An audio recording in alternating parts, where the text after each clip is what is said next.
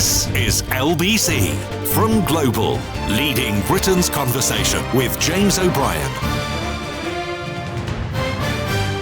Wonder why Trump has left the G7 meeting early. I don't think we can get a phone-in out of it because it would be entirely speculative. The facts, as I understand them, are that Macron said he'd left early to help broker a ceasefire, and he said, no, I haven't. That's categorically wrong. If you saw Mark Carney, the Prime Minister of Canada, intervening at a press conference yesterday.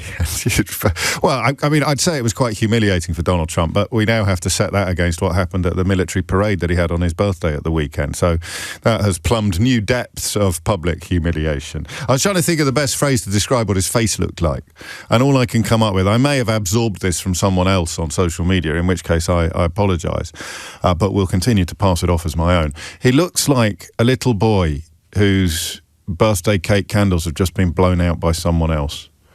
That's the best thing I can come up with. He's got that kind of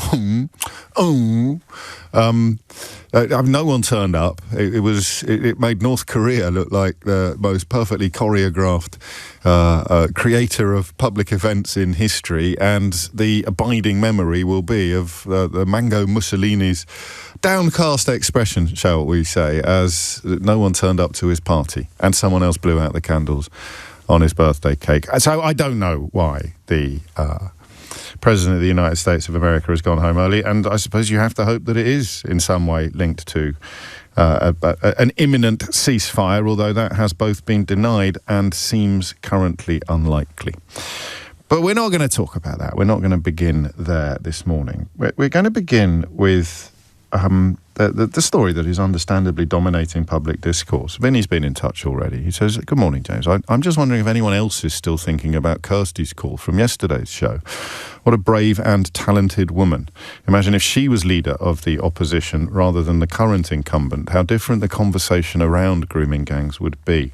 And yes, is the short answer to your question, Vinny. I am thinking about Kirsty's call. In fact, I followed all of yesterday's developments with Kirsty's words ringing in my ears. If you missed it, it's up on YouTube, but briefly, someone who was a victim of not exactly the type of abuse that is being focused on today, but certainly the type of abuse that fits into most of the hideous categories being discussed. And I couldn't help wondering what victims of these crimes would make of some of the political toing and froing in Parliament. And then, because I'm a bit weird like that, I start worrying that by focusing on some of the political toing and froing in Parliament, or even by critiquing it at all, I become part of the problem. I am now talking about the toing and froing in Parliament. I'm critiquing the toing and froing in Parliament rather than focusing on the crucial questions of how this kind of stuff has gone on for so long, or indeed why, as we'll see shortly, it's been a decade and a half of discussion on this programme without any of the vocabulary apparently changing. And I'm going to resist that. I think it is important to point out that when Kemi Badenoch stands up and lists all the reviews that Conservatives instigated or called for, she appears to lack the intelligence to realise that the problem here is that none of the recommendations were ever acted on. We opened yesterday's programme with memories of Alexis Jay's report, 7 years in the making, 20 recommendations in the delivery, none of them yet acted upon. So I quite howl a man who has been Prime Minister for less than a year is supposed to be carrying the can for a decade and a half of institutional failure remains beyond me, and possibly always will. But it is the prioritisation of political point scoring over the crucial questions and the most crucial constituent of this saga, this hideous saga, which is, of course, the victims, the survivors. So here's the headline from, and I kid you not, no one guessed correctly, actually, January of 2011, the beginning of January 2011, when I think this radio station was still confined to London, and I was certainly still wet behind the ears. But I realise now, in retrospect, that if you're supremely confident that you're not racist, then you don't actually worry about being called a racist.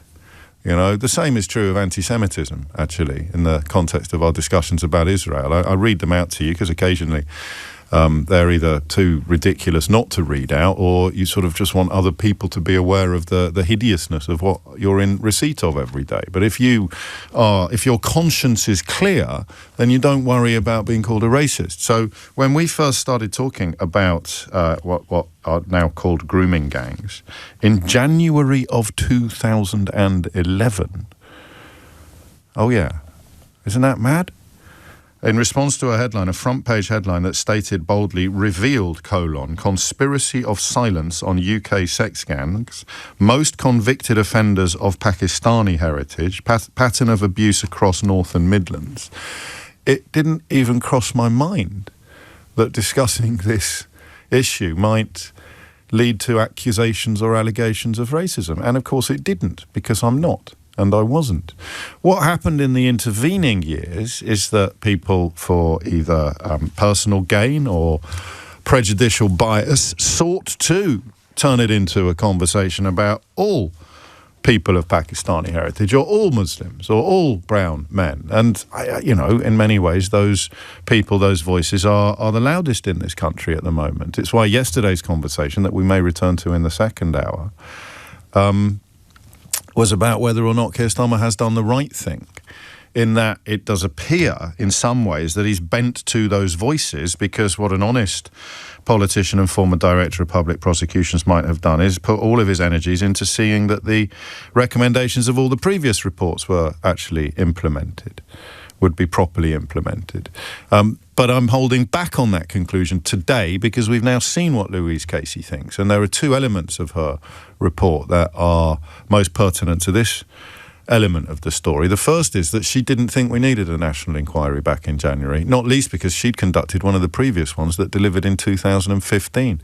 I wonder if we start every show with the things you may not be aware of, even though you're following this on the radio or in newspapers. But she conducted an inquiry that concluded in 2015, and by the beginning of 2025, she didn't think there was any need for another one. And there was, she concluded 6 months later, and that is where Keir Starmer has been led by Louise Casey.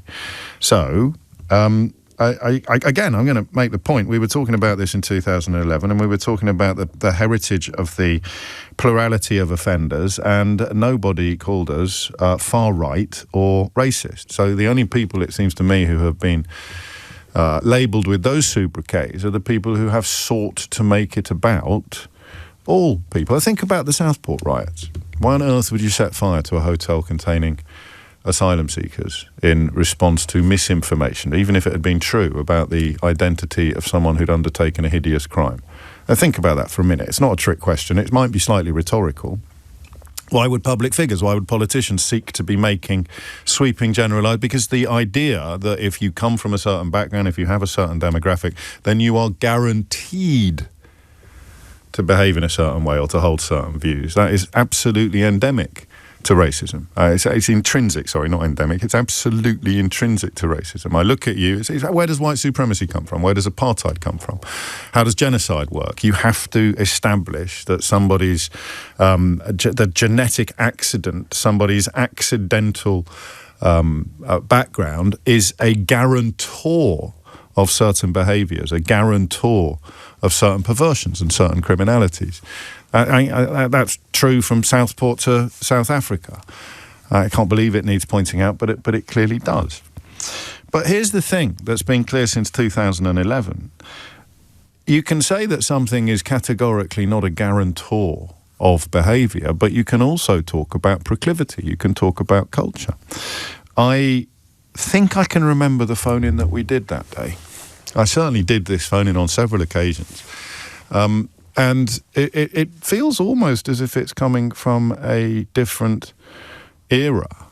What was different about these scumbags? What was different about these men? To I'm 53 now, and this was 14 years ago. So to my, good Lord, 39-year-old sensibilities, the bit I couldn't quite get my head around was the group nature of it. massive majority of group-based sex abuse happens within a family, happens within the family. And then other institutions kick in as well. But the bit I've never understood is the group nature of it, the community nature of it. And that is where background and culture does become pertinent. That is where the fact that most of the offenders convicted in the cases that Andrew Norfolk started writing about in 2011 had shared characteristics, similar age, similar socioeconomic background, similar ethnicity, similar heritage. And this is the bit I didn't get. If you're a pervert, and even that word seems a little bit inadequate, there's two things I discovered when we started talking about this. And one is going to make me sound almost hideously naive. But in my defence, I'd remind you that I went to an all-boys boarding school from the age of 7 to 18, right? An all-boys boarding school. I had absolutely zero experience of any of the subjects that I'm about to tell you about. But almost every woman I know will tell you that they received the most frequent and unpleasant attention from men when they were in their school uniforms. I didn't know that until we started discussing this particular issue all those years ago. The idea, because to me, the idea that a grown man would have any targeting or interest in a schoolgirl and have no doubt that she was a schoolgirl because she's wearing her uniform. I know this makes me sound ridiculous, and I don't apologise for it because I can't help it. I was 7 to 18 in an all-boys boarding school. So that was the first bit I understood of the story. And I can get my head around that. I've got experience of it now, of course. I'm 53 and I've got 2 teenage daughters. So we know that wearing a school uniform for some men is almost an invitation to be gross and disgusting. And predatory, perhaps. Predator's a better word than pervert, I think. Or both, actually. It's not either or. And this is the bit I don't get. Didn't get then, still don't get now. And I think it's crucial to what Louise Casey is doing and what this latest report, and you have to hope it works, but the track record of responses to these reports, most recently Alexis Jay's, is not exactly impressive, is it? The bit I don't get, and the bit we did dozens of phone-ins on, is how you know your mates will be interested. So you groom a schoolgirl, right? You befriend a schoolgirl. You either persuade her that you are in a grand romance, that you are her boyfriend, and in addition to that, or alongside that, you ply her with alcohol in order to get her to do things that she wouldn't do sober, or to enable you to do things to her that you wouldn't be able to do if she was sober. It's hideous, this stuff, absolutely hideous. But the bit I don't get, and the bit that I really think is relevant to this notion of gang-based or group-based abuse, which is not by any stretch of the imagination confined to any ethnicities. The most recent story before last week's story in Rochdale was in Bolton and involved groups of white men in undertaking almost identical behaviour to the behaviour that we're talking about today. But disproportionality kicks in precisely this area, precisely this moment where you would be a predator and yet you would know that your friends, your cousins, your colleagues, whoever it may be, you'd know that they would also be interested. You'd know that they would also be keen to join in, for want of a better phrase. So how does that work? Well, explain that to me. I know it's got something to do with misogyny. It's got something to do with a shared view of women, girls, females. It's got something to do with an idea that they are there for your amusement, regardless of their own agency or their own wishes. But whether you're talking about these men in Bolton 2 weeks ago, or these men in Rochdale last week, or any of the men who are of Pakistani heritage that Andrew Norfolk was talking about in 2011, what's that about? That bit there. I asked you 15 years ago, 14 years ago, 13 years ago, and I'm asking you now. Is it diminished responsibility, as Dave suggests? If you're in a group, somehow you are more likely to do things you wouldn't do on your own? But that first instinct, that initial instinct of knowing that your own predatory depravity is not going... Because what would you do? Honestly, if a friend of yours said, I've groomed a schoolgirl, do you want to come with me on Saturday? You'd phone the police, right? Or you'd punch him. I've groomed a schoolgirl.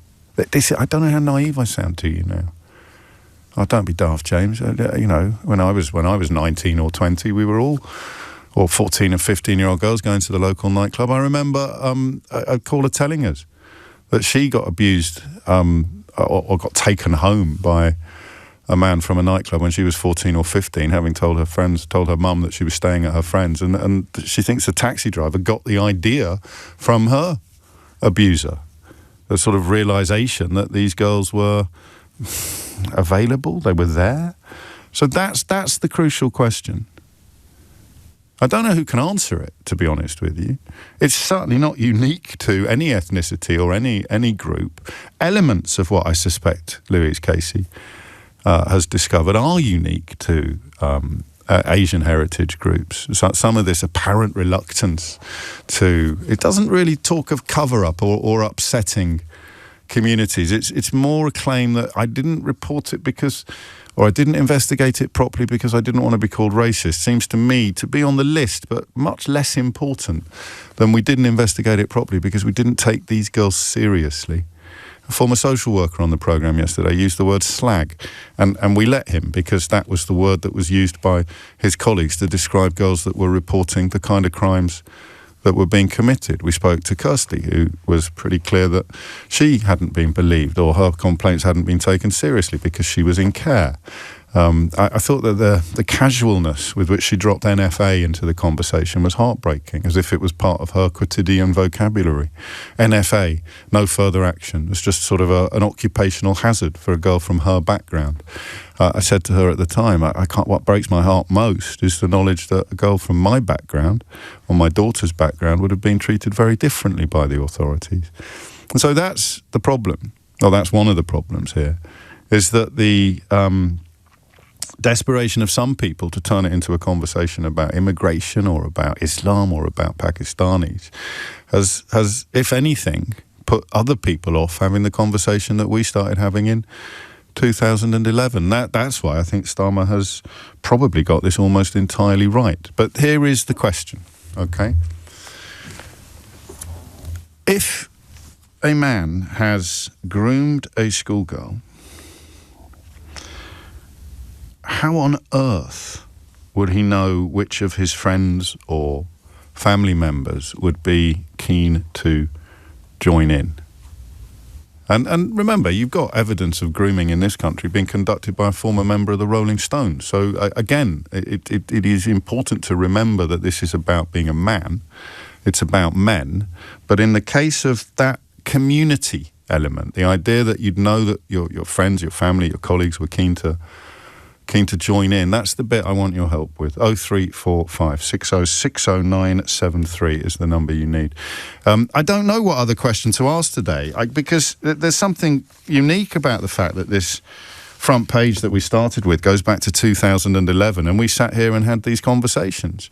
But I think I asked you then, and I'm asking you again now, what is it? What is it about the community? We learned a lot about Mirpur, a specific region in Pakistan, that just lets men think or know that if they groom their schoolgirl, then their friends, their family, their colleagues will be not repulsed or disgusted by it, but keen to join in.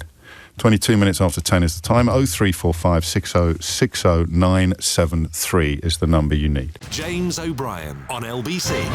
24 minutes after 10. I do think this is a relevant part of the conversation, the sort of fetishization of schoolgirls, St. Trinian's most obviously, and the rest of it, and the knowledge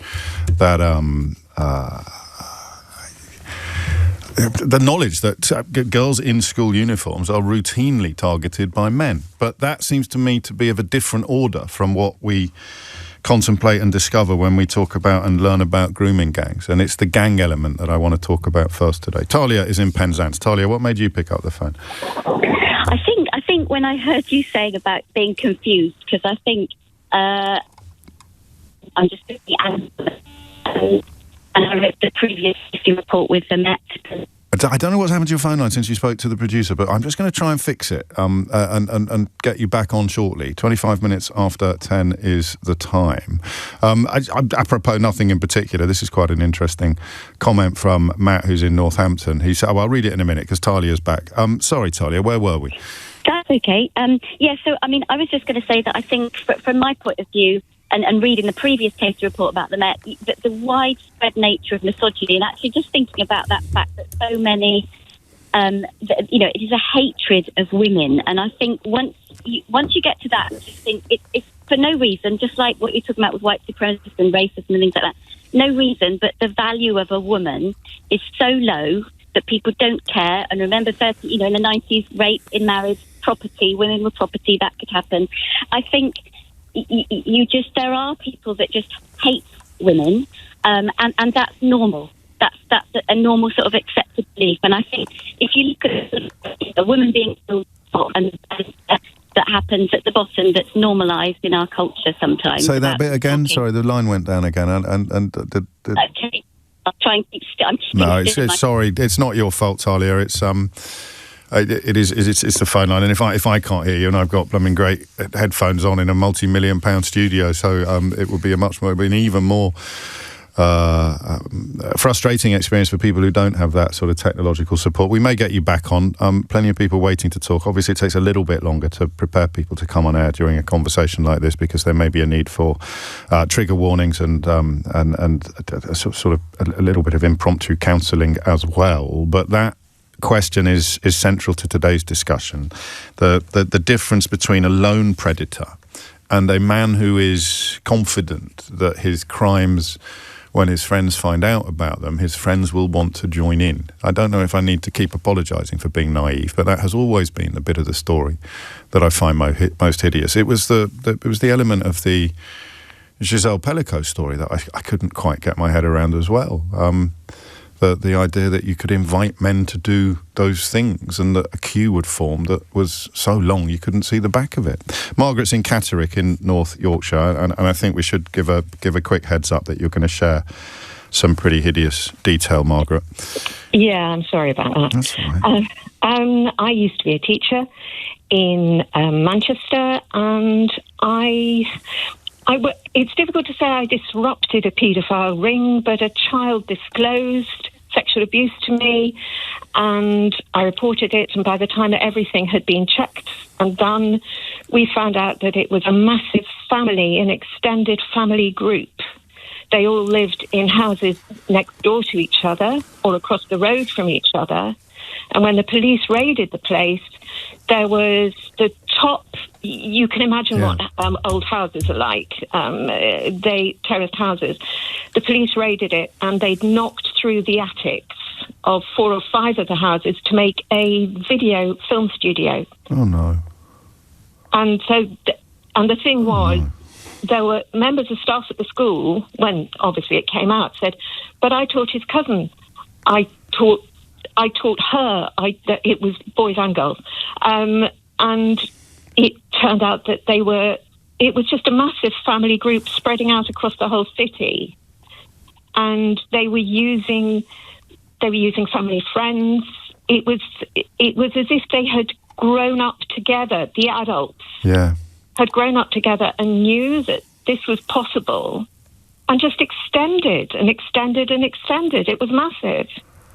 And that's slightly different from what we're discussing today. No, I know. Because this isn't, I think 26% of group sex abusers are operating within families, 57% in institutions. There'll be crossover as well, because 48% is by other children, which is almost certainly, and this is a pretty gross contribution to the conversation, it's almost certainly going to have been the case in the family that you're describing. So it's a combination of normality and impunity, or normalisation and impunity? Normalisation and impunity, and also that friends, it wasn't just the family, it was friends of the family who had grown up as children together, who were being abused by their parents or friends of their parents, etc., etc.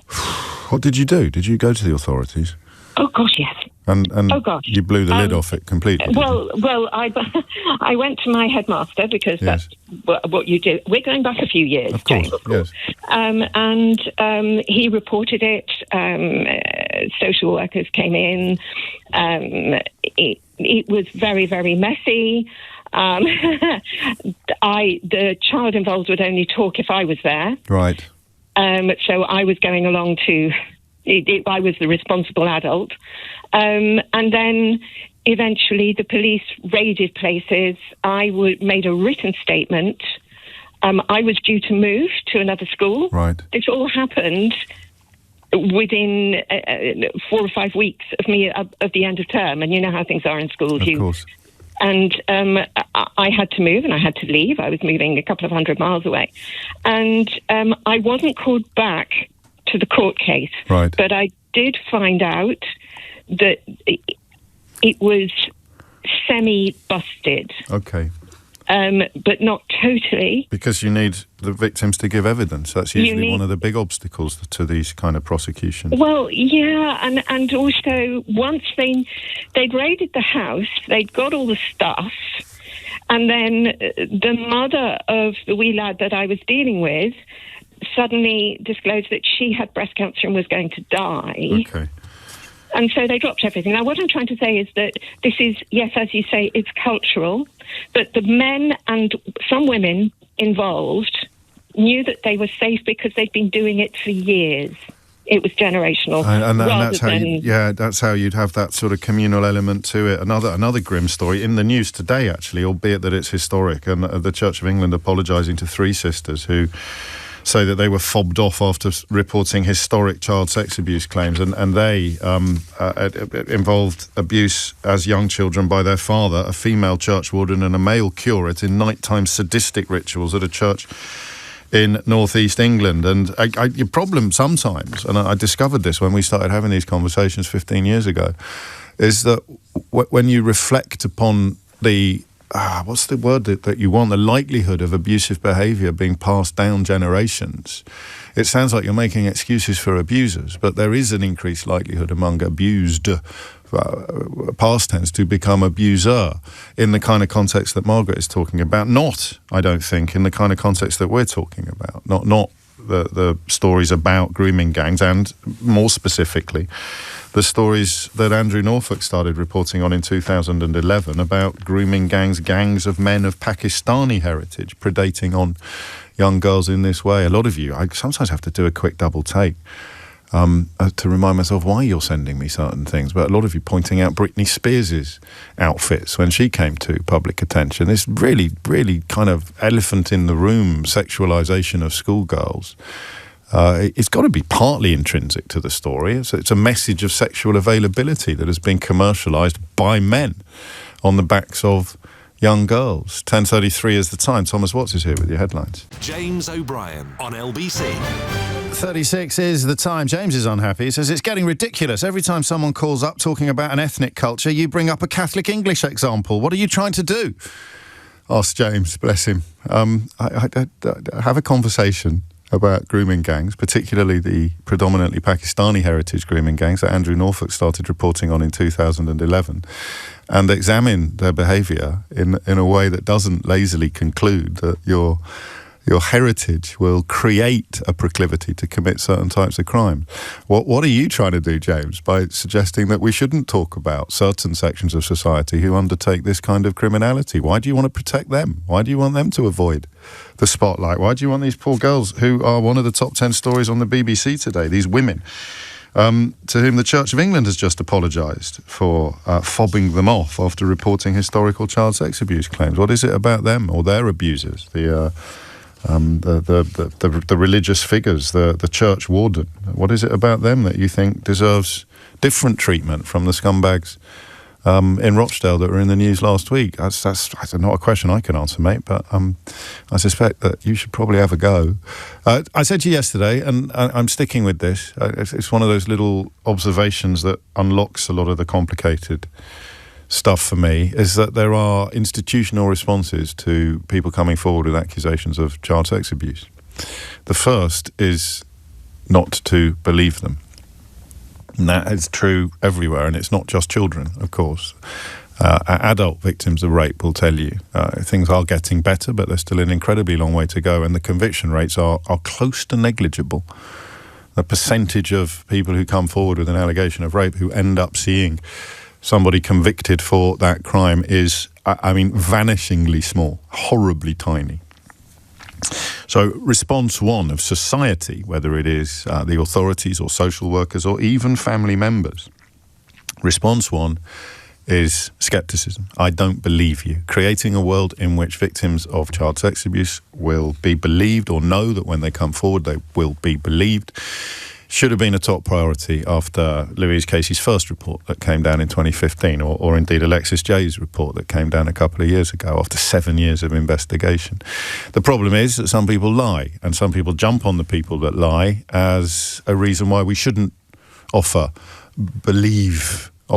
a promise to believe to all people coming forward. It's a tragedy. I don't have the answer to it, but there we are. You cannot tell all people coming forward that they will be believed without also giving the same message to people who are lying. So the first point of response institutionally is scepticism, disbelief, or denial, actually. It's a cocktail of disbelief and denial. That can't be happening. He's the priest. That can't be happening. He's your stepfather. That can't be happening. And then you've got the next stage, which is blame, which is more relevant to the children that we're talking about in this case. And a quick thank you to Emma for reminding me to use the word children instead of the word girls, for reasons that they explain brilliantly, and I'll share shortly. But children will be blamed. Two things from yesterday's show really stuck with me. Obviously Kirsty's call, but also the man who'd worked in social services for 25 years describing the use of the word slag by his colleagues. And that is, I'm afraid, absolutely crucial to this story. Wherever race or racism rears its ugly head, class will never be far behind. So girls that were targeted, children that were targeted because of their vulnerability, were then disbelieved or ignored because of their class, because of their status, because of a completely misplaced notion that you can somehow consent to sexual activity before you have reached the age of consent. And most people have got stories about that. I don't want to upset James again, but I've got a text here from someone whose friend at the age of 15 was having a well-documented affair with a 34-year-old DJ at their local nightclub, except it's not an affair. A well-documented, criminal relationship? From his side of the relationship, yes. So the bit that I think we mostly struggle with, because we can probably split the population into two here, people who don't get it and people who are part of it, is the bit where you go, I have been grooming a schoolgirl and I'm confident you'll want to join in. I don't know how that works. I don't want to do a program that almost gives tips to people, but it predates the internet, this. So it's about social connection. It's about commonality. It's about community. It's about culture. It's a knowledge that if you were to say to that bloke over there, I've been grooming this schoolgirl, do you want her phone number? Your mate wouldn't knock your lights out. He'd say, yeah. I still, that's the bit for me. Sorry to labour the point, but that is always going to be the bit for me that probably needs most carefully examining. Bob's in Wembley. Bob, what would you like to say? Morning, James. Hello, Bob. I just focusing on that last bit you was talking about. So about a week ago, my dad phoned me and he was quite upset. Yeah. He was at a friend's house. He's a good friend. He's been friends with him for over 20 years. My dad's in his 60s. Okay. And he said to me that they were chilling and having a drink and that, and a little girl walked past, and his friend said, I'm waiting for that one to get a little bit older. Oh, Lord. Do you understand? So when my dad was obviously, I've got kids, daughters. So my dad was like, she doesn't even look older than my granddaughter. Then he was like, I'm only joking. Why you take everything so serious? But I think that's how they start the feelers. You know, like we make a little joke about it. If I find it funny as well, then maybe we can push a bit further, and then you'll find if I'm like-minded or not. Obviously, my dad got up and left and phoned me and was in shock that he couldn't believe his friend of all those years made a comment like that. And there'll be some men who make the comments but actually wouldn't in a million years act upon them. Because that's the problem of normalisation of discourse, isn't it? You think of some popular culture songs and tropes that have been around when we were young, and they seem really, really weird now. And pretty hideous. But that how you soften someone up by saying something like that, because you don't know for sure, and you're trying to establish whether or not they'd be interested. Exactly. It's I mean, these cases of gangs are going to be slightly different, but there might be something in the early days that goes with that. And you know, when you were speaking, I don't want to upset James again by pretending that this isn't an issue that is relevant to all men, and pretending it's only relevant to men of a certain background and ethnicity. But Donald Trump has made comments like that pretty much publicly. Yeah. I think some men just objectify women. They just see them as pleasure, and they can't see past that. So the moral compass goes out the window once that bit of their brain pricks up where they just see an object for their pleasure. I think that's what, and then if they find like-minded people, then they can move forward with whatever. I mean, never been part of a grooming gang, I don't know anyone who's been part of one. I just thought it was kind of relevant to what you're saying, that me and my dad was having this, and my dad's distance himself from this guy now. I'm glad to hear it, and that is the kind of thing that we would expect everybody to do. You just balk at it, even if you know, I don't know quite what the word is. Even if you say, "Gosh, she doesn't look 14" or "She doesn't look 15," the idea that you'd segue from that into genuine sexual interest and seeking to establish some sort of contact is the point at which you would hope most people would do exactly what your dad did. But I don't know. It's coming up to 11:15. You're listening to James O'Brien on LBC. The question remains as we pick over some of Louise Casey's findings, none of which, I'm afraid to say, are new, almost all of which have been reported before, and some of which are already being jumped on by the usual suspects to make the usual points, which are, I'm afraid, still contingent upon a desperation to believe, or at least a desperation to get other people to believe that certain kinds of crime are only committed by certain kinds of men. Who would benefit most from that, do you think? From that perception, you know, I'm not sure, but the communal nature of it, the gang nature of it, is the thing that makes it different from other crimes and even harder for the rest of us to understand. James O'Brien on LBC. 10:48 is the time. I'm just reading Polly Toynbee in The Guardian today, which is an interesting article, a helpful article, and it's just reminded me of something that is frankly extraordinary. I'm going to read you something now that was written a year and a half after Andrew Norfolk started reporting on the rape of young girls in some Midlands and northern towns by groups of predominantly Pakistani men. And I'm going to warn you in advance, it contains one word that is a little bit grown up. It's not an Ofcom word, but it contains an admission that is frankly unbelievable. And it's about the reason why somebody decided not to become a teacher. Okay, and I'm going to read it to you. I never found out because the one thing that stopping me from being a teacher was that I could not remotely conceive of not trying to, and here's a warning of a word that you might want to turn down the volume for if the kids are in the car. I could not remotely conceive of not trying to shag the kids. It seemed to me virtually impossible not to, and I was convinced that I'd be right in there on day one.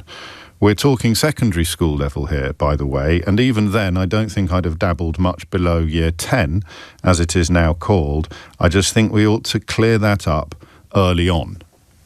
Now, where do you think that was written? What dark corner of the internet do you think that was written in? And how embarrassed would the person who wrote it be if it were to come to light? No, that was written in the Spectator magazine by somebody called Rod Liddell in September of 2012. I never found out because the one thing stopping me from being a teacher was that I could not remotely conceive of not trying to, and given the later reference to year 10, we can swap out the word he used and replace it with the word rape. And that man was paid on Sunday to write in the Sunday Times about and I'll quote him again, the grooming abuse is committed, quotes, almost exclusively Muslim and usually Pakistani men preying almost exclusively on young white girls. So the idea that you can have this conversation about brown men and the disgusting crimes they've committed without having a conversation about the culture in which a columnist, a prominent columnist, can write gleefully about his inability not to try to rape children if he became a teacher is absolutely intrinsic and crucial to any conversation that you're going to have about how we've ended up in this kind of situation. And you don't have to worry or be shy of the fact that the grooming gangs we are talking about are grooming gangs in a criminal sense made up of men largely of Pakistani heritage. You just need to recognise that it's probably the word men that is more pertinent to the discussion than the word Pakistani. You don't need to be shy about using either word, though. And that's the bit I struggle with, being worried about being called racist. Who exactly is worried about being called racist, and who by? This fear of racism. I don't see much evidence of it in Britain in 2025, but maybe things were very different in 2011. Political correctness gone mad and all that. Sarah is in Watford. Sarah, what would you like to say? Hello. So following on from women being objectified, there are labels that are very clearly prevalent in various cultures. So women are either virgins, yes, or if they are the sort of women who then have boyfriends and perhaps sex before marriage, then they are labelled as prostitutes by particularly Pakistani culture because their daughters have to be virgin marriages. So anyone who has a boyfriend is then in the prostitute category. Then the other category that women are put into is wife and owned by the husband, and therefore untouchable because another man owns that woman. Yeah. And then the other category is obviously mother. So, and a mother is associated with nothing to do with sex at all. So a lot of these type of men, when their wife does become a mother, she no longer is a sex object. Okay. And actually, of course, all women were once virgins, and all women can possibly be wives and mothers and also sexual. And this is institutionalised misogyny. And sometimes, I do remember having this thought 10 years ago or 15 years ago. It's as if, particularly people that have come here from the subcontinent are 30, 40, 50 years behind some of the cultural progression we've made here, because my biological mother had to come to England from Ireland in 1972 to give birth to me because of precisely the kind of attitudes you describe in your breakdown of what women are. Sex outside marriage would make you untouchable. Your purpose as a woman, you would move from the ownership of your father to the ownership of your husband. None of this is unique to people of Pakistani background, but it is something that I don't want to say we, but something that the people who've grown up in the West and whose parents grew up in the West have progressed from in recent decades. Yes, broadly speaking, but there are still, yes, and I'm not Pakistani, but when I was very young, I did actually go out with a Pakistani man who was very, very lovely and cultured and kind and gentle. He did want to marry me. I was a virgin. Right. He did want to marry me. I decided not to marry him. But we're not saying that all Pakistanis are rapists, but obviously quite a large minority of all men are potential abusers or abusers, sadly. I used to balk, and I still don't know, Sarah, whether it was right or not. That line that became very popular at one point about all men are rapists. Do you remember? It was a sort of feminist mantra, and I used to find it really difficult and really offensive, but it doesn't mean that all men are rapists. It just simply means all men could be, doesn't it?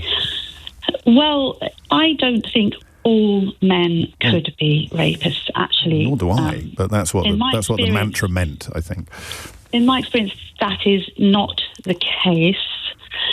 But and there are obviously different cultures that have prevalences of different things, whether we're talking about the Catholic Church or Muslims or the Jehovah's Witnesses, or, you know, all these cultures where they have had abuse. And but these points that I wanted to get across, this labelling of, if you're not a virgin, and or even if you're a young white girl who potentially will have boyfriends, you are fair game because you are basically going to be a prostitute if you're not already. So if you're sexually so the age of consent is irrelevant to these men. It's not, I mean, the criminality of the act is not something that enters into their thinking at all. If somebody is sexually active and not married, then they are fair game. Under that reading, it's the virgin. Forgive my language. It's the virgin and the whore syndrome that Catholics grew up being taught about. I was told by your producer not to use that word. Well, but yes, I'll probably get told off after. The thing, but these particular men are actually even thinking, if a young girl virgin is potentially gonna have a boyfriend and have sex before marriage, then I want to get in first and take her as a virgin.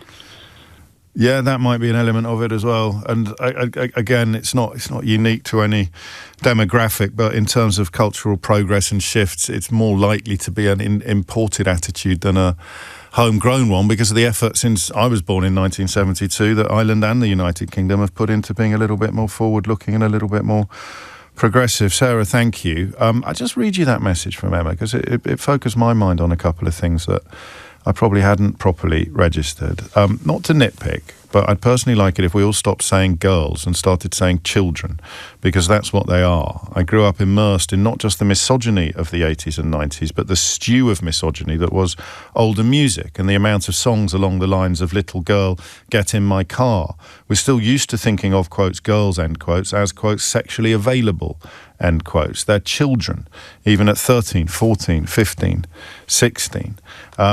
There's always this weird cohort of man who insists on delineating the exact boundary between paedophilia and hebephilia in these conversations, and they're always predators in poor disguises. They're children, full stop. I think that's a really relevant point, and not least because of that hideous thing I just read to you from the Spectator magazine. You either think like that about 14 and 15-year-old girls, or you don't. And if you do, How do you recognise someone who feels the same way? Unless the answer is actually the opposite of what we've been working towards all hour, and the answer is because that's how most men are. I don't believe that. I don't want to believe that, but I don't believe that. And then you keep hitting me with all the evidence of online misogynists essentially programming men to be rapists and abusers, the tropes from popular culture over the course of our lifetimes that have seen schoolgirls incredibly heavily sexualised, the pop songs that don't make any bones about the fact that they are sexualising schoolgirls and school children. And then you end up wondering why this has become such a morass of misinformation and under-investigation. What a horrible business in every way. It's coming up to 11 o'clock. You are listening to James O'Brien on LBC. I think the next question I want to ask is not the one I was intending to ask at 10 o'clock about the politics of it, but it's about the victims. It's about the survivors of this. I think I'm going to ask you what happened when you came forward with your complaint, with your crime, with the evidence or with the allegations against adults who had, or an adult who had sexually abused you when you were a child. Obviously that is going to be a difficult listen. James O'Brien on LBC. We'll get an update on what Louise Casey, Baroness Casey, has been saying to a committee of MPs while we have been on air in the course of this hour. I don't think it makes me sound naive, but I hadn't even registered the commonality of cultural references to the sexualisation of schoolgirls or the sexual desirability of these children. But, everywhere from the Boomtown Rats to the Police, these songs are classics, absolute classics, unquestioned classics, as if it's a perfectly normal thing for a grown man to sing about his sexual attraction to a schoolgirl. And I mean, it can't be, can it? It's the point that Emma made so powerfully. It really shouldn't be, but it was. And obviously in some communities and cultures, it still is absolutely acceptable, absolutely fine. And that maybe is the answer to the question that I asked in the last hour. It's not a mystery at all, you know. You know that your mate is going to be interested in abusing the schoolgirl that you have groomed, the child that you have groomed, because you know that all the men you know do happily discuss their sexual attraction to children in the same way that Rod Liddell did in the Spectator magazine in 2012. I mean, there it is, you know, in black and white.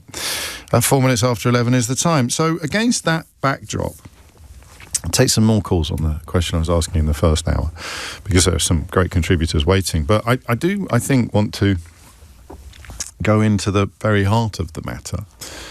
And this, in some ways, is out of gratitude to Kirsty as well, who rang in yesterday, and who it was the casualness. What's the best word I want to use? I don't want to say glibness. It was the way she was talking about stuff that would make the hairs on the back of your neck stand up in horror. And yet for her, it was just so routine. Routine is the word I want. Talking so routinely about being a victim of grooming and a victim of abuse and a victim of institutional failure, investigatory failure. You will not be believed. And if you have to be believed because the evidence is irrefutable, you will be blamed.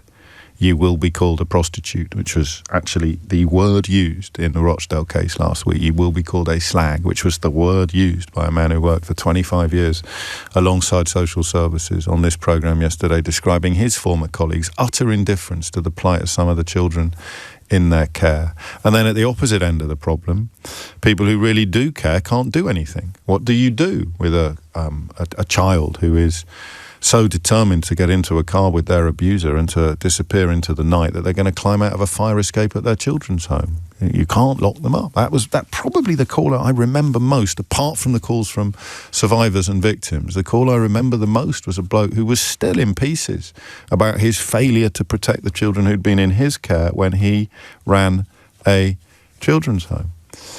And then you've got the well-documented cases of extremely famous people having relations with children that were, I can't quite say not even noted at the time, because they were noted, but they certainly didn't involve or end up in prosecution or even widespread condemnation. So, what happened when you came forward with an allegation? I haven't done this for a long time. I don't know why. I probably need to have a little think about whether or not I've been pushed in the opposite direction to the way in which everybody else claims they've been pushed. We talked about this stuff a hell of a lot at one point, and then the whole issue got hijacked in a way by people desperate to use the crimes of some men to malign all men of the same background. It really did get hijacked. That's, I guess, what Keir Starmer was talking about when he referred to a far-right bandwagon. Because if you care more about a rape committed by a brown man than you do about a rape committed by a white man, then there is a word for you, and it begins with R. And it's very, very hard not to look at some of the coverage, some of the commentary, and think that there is a hierarchy of concern according to the ethnicity of the perpetrator or the victim, or both. And the short answer to the ethnicity of the victim in many cases will be vulnerability and access. It will be a cultural question. I got a message earlier blaming the parents, and it wasn't actually rude. It wasn't Idiot's Corner territory, but an awful lot of these children were either in care or they had learning disabilities. These are statistical facts, well-recorded facts, and the chap blaming the parents was talking about how could you possibly let a 12-year-old or a 13-year-old be out and about after dark. But I don't know that that's helpful at all. It just speaks again to cultural likelihood of somebody being out and about after dark being greater among some families and some communities than it is among others. So 11:08 is the time. What is the system like? And I don't know. It might be a very difficult call for you to make, and it may be that you can't make it. You can't talk about it. But I wonder how different things are now compared to what they were like when we started discussing this specific issue in 2011, or the broader issue before that. My inbox is... I mean... actually heartbreaking, because I do this for a living, probably done more on this topic than any other radio program, certainly on the broader questions of child sex abuse. And yet half of the stuff you're reminding me of, I'd completely forgotten. Half of the names that you're dropping into my inbox of men whose sexual relations with children were barely remarked upon, certainly didn't damage careers or hold back professional advancement, and these are people that actually did it, as opposed to some of the people we've been talking about today who simply wrote about how much they would have liked to. But here we are. So I don't know, are things better today than they were when we started having these conversations? Are they about the same, or are they worse? What happens, and I don't want you to think that everybody knows what you know, because we don't. Happily, the massive majority of us, through luck more than anything else, have no experience whatsoever of these kind of crimes. And so when you come forward to your teacher, to your parent, to your police officer, what happened? You were being sexually abused, and you told an adult. You told a trusted adult. What happened next? What was the process? And does your experience give you any insight into why so many girls were let down so many times in so many places by the process that Louise Casey has been investigating and which she's currently talking to MPs about? What happened to you, and what insights does it give you into what has happened to so many girls? Okay, 0345 6060 973 is the number that you need. I never knew for sure at school. I kind of knew, but I didn't know. I was never targeted. But the 3 men who have been jailed for sexually abusing my school friends, the 3 at the top of my personal list, if you like, because they were the ones I knew best. There were others, particularly at my public school, but the 3 I knew best, 2 from my prep school, which is 7 to 13, and 1 from my public school, which is 13 to 18. The 3 men would have been pretty much contenders for most popular teacher, all 3 of them. I can't even say their names. I should do, shouldn't I? Because they've been sent to jail. There's no. They were contenders for most popular teacher, all 3 of them, and that still now, years later, albeit that the facts only finally emerged around the same time that these stories started to appear, that even now it seems to me to be so important, because I grew up thinking that they all looked like the child catcher out of Chitty Chitty Bang Bang, or the bloke that would ask you if you wanted a sweetie. You know, the stories Mum and Dad would tell you about the people offering you kittens. Children. I've got to stop saying girls and boys. I've got to say children. They're not like the child catcher out of Chitty Chitty Bang Bang. It's your mate's dad. It's your priest. It's the taxi driver, or the bloke running the chicken shop, or the fella in Rochdale last week running the underwear stall on the market, which gives him all sorts of access to people, women, children. So what happened when you did come forward? Do we know whether or not things are getting better? I think they are, but what do I know? Anna is in Derby. Anna, what made you pick up the phone? I think it was your comments that you were going to go on to about people who came forward, yes, and why don't they? And the figures are so miserably small. And I went through the system, and I think it's more the actual process of the trial that's the problem, right, for the police. Because if you can't withstand that battering that you do get, if you're going to ruin somebody's life, they've got to be sure you're telling the truth. And the police have to, I think, choose their victim, if you like, because if they're just going to burst into tears, which would be very understandable, because it's such a horrible thing to have to go through in front of masses of strangers. It's inconceivable, actually, to somebody who's never been near it. I mean, the crimes are absolutely hideous, but the idea of being publicly pilloried for telling the truth is inconceivable, and that's what happened to you. Yeah. And I wasn't a kid. This was an historic case, but it was awful. He's a terrible person. There are 4 I hate the word victim. You were a kid when you went to court, but you weren't a kid when you were abused. Is that right? Or no, other way around. Right. The other victim who so of course it's the other way around. we prosecuted together. Prosecuted together. She was well underage. Right. I wasn't. I was a young adult, a very young adult. Okay. But it's the police. I think the reason we shot, they were marvellous. There was a man round to my house within an hour of me ringing up to say this has happened, and there had been no support for us in all those years. None. The family understandably go into denial. They don't want that in their head. They don't want to live in a world where that can happen.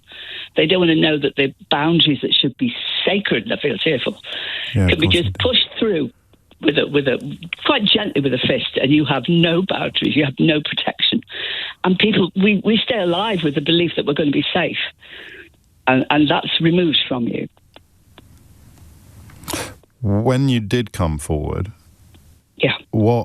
and it was many, many years later, I think. Yeah. What's the right word, Anna? Do I say empowered you to do so, or persuaded you to do so, or gave you the confidence to do so? One of my sons, because something I discussed that this other victim and I supported each other through the years. We created a language with which we could discuss this, because there was no language in the 80s and 90s. It was a name in the Bible. There was no discourse that allowed you to work out what the heck had happened to you. And we kept it absolutely quiet. But I did come out to the family to protect another member. Right. And as I had predicted, the sky fell in on me. And they turn and they blame you. Because they are angry. You have ruined their illusion that they could be safe. Is that what it is? I think so. I had never thought of it like that. I mean, you're ruining everything, all their illusion. I don't know if you heard a call we took last year from a woman who discovered images of child sex abuse on her husband's computer. And oddly, even though she immediately went to the authorities, it gave me a better insight into people who would be minded to cover it up immediately, because you're blowing up your whole life. And what you do when you come forward to tell the truth is potentially blow up your family or blow up your family member's life. You do. And then their sort of hostility is like further abuse. But you understand it at the same time. I do understand it. And you're the spectre at the feast then, Yes. So the family closes ranks against you? Yeah. And then you end up in court? Yeah. I had made sure this person couldn't get near me as best as I could. Right. And so there had to be one or two rules in my household. I had a lovely family. We decided, this victim and I, that our best revenge, I feel we invented this, people say it a lot now, but we deduced that our best revenge was to have the best lives we could. And we both had lovely families, full of love and safety, and my children's boundaries were sacrosanct. Yes, I can imagine. And I've guarded them like a lion, and it's been a very happy experience.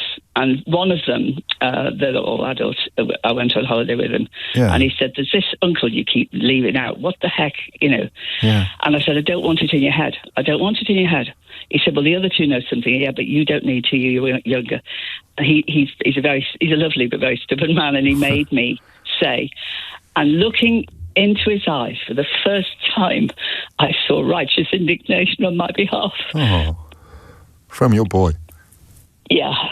And he said, "You've got to report him now." And he said, "I'll back you up. I'll do whatever is needed, but you report him to the police." He said he could be out there doing that to more and more people, as I'm sure he was. And the police, somebody came within an hour of me ringing. Really? And again, this was the second man in my life who sat the opposite side in the living room in his bulletproof vest and no judgment.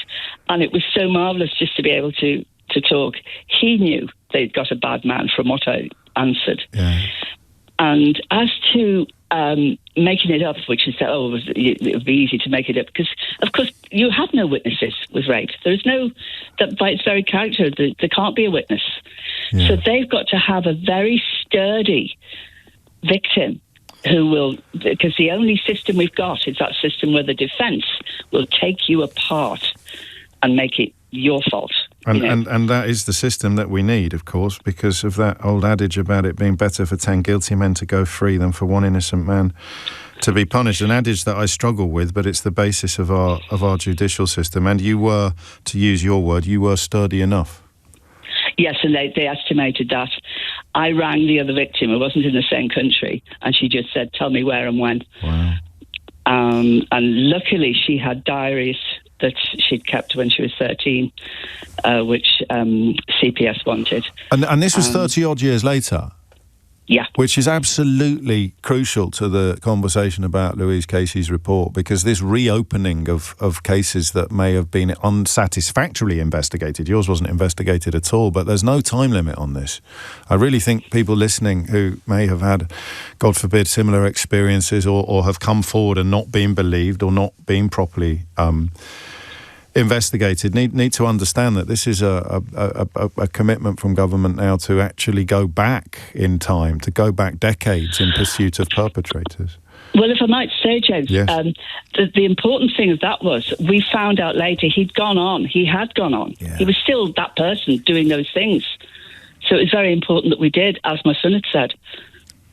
And when he got sent down, when he got convicted, what did that feel like, if you don't mind me asking? Not as amazing as I thought it would, but it was the right thing to do. Yes. And what it did do, it put a stamp on it. Nobody was going to say I'd made it up or I was paranoid or... Yeah. And it stopped him. He got 12 years for the other person, right, and 7 years for me. So it was a total of, in theory, but they don't serve all that. But he did 5.5 inside and then 5.5 on licence. And it took him out of circulation and marked him for life as somebody to steer well clear of, which you'd done. Yeah. Anyway, thank you for sharing that. And can you remember the name of the police officer, by any chance? Oh, don't know, because we're not. No, I know you're not. Yeah. We're not doing. And perfectly understandable. I just wanted to give him a kind of, as it were, words of gratitude and words of thanks, but we're keeping details on the down low here. Thank you for that. It is 21 minutes after 11, and it is an upbeat story, if you like, of something horrible with not a happy ending, but a satisfactory conclusion. Interesting that Anna describes it as not feeling as amazing as I thought it would. What happened when you came forward? And even telling your parent, I never forget the caller who told me that when I told my mum, she told me off. That was in the context of a Catholic priest. The problem with a lot of the children in the cases that Louise Casey has been looking at is that there wouldn't have been parents in place. A lot of them were in care. A lot of them were vulnerable. A lot of them were estranged from their families. But whoever you told, what happened? 0345 606 0973. It's 22 after 11. James O'Brien on LBC.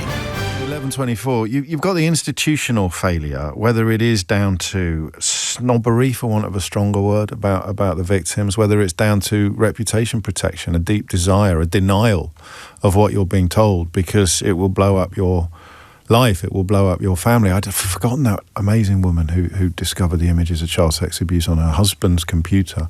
She's trying to was she putting together invitations for a party? It was such a vignette, such a moment, and such a important response to that story, because you can understand the impulse to cover up and deny, even when it's your own child telling you.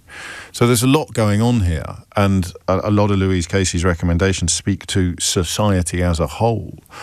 But some of it can't be legislated for, and somehow recognising reality and frequency of this kind of behaviour has got to be part of creating an environment in which people are more confident to come forward. Because for every Anna, and a lot of love, obviously, and admiration coming in for Anna, for every Anna there is a Tracy.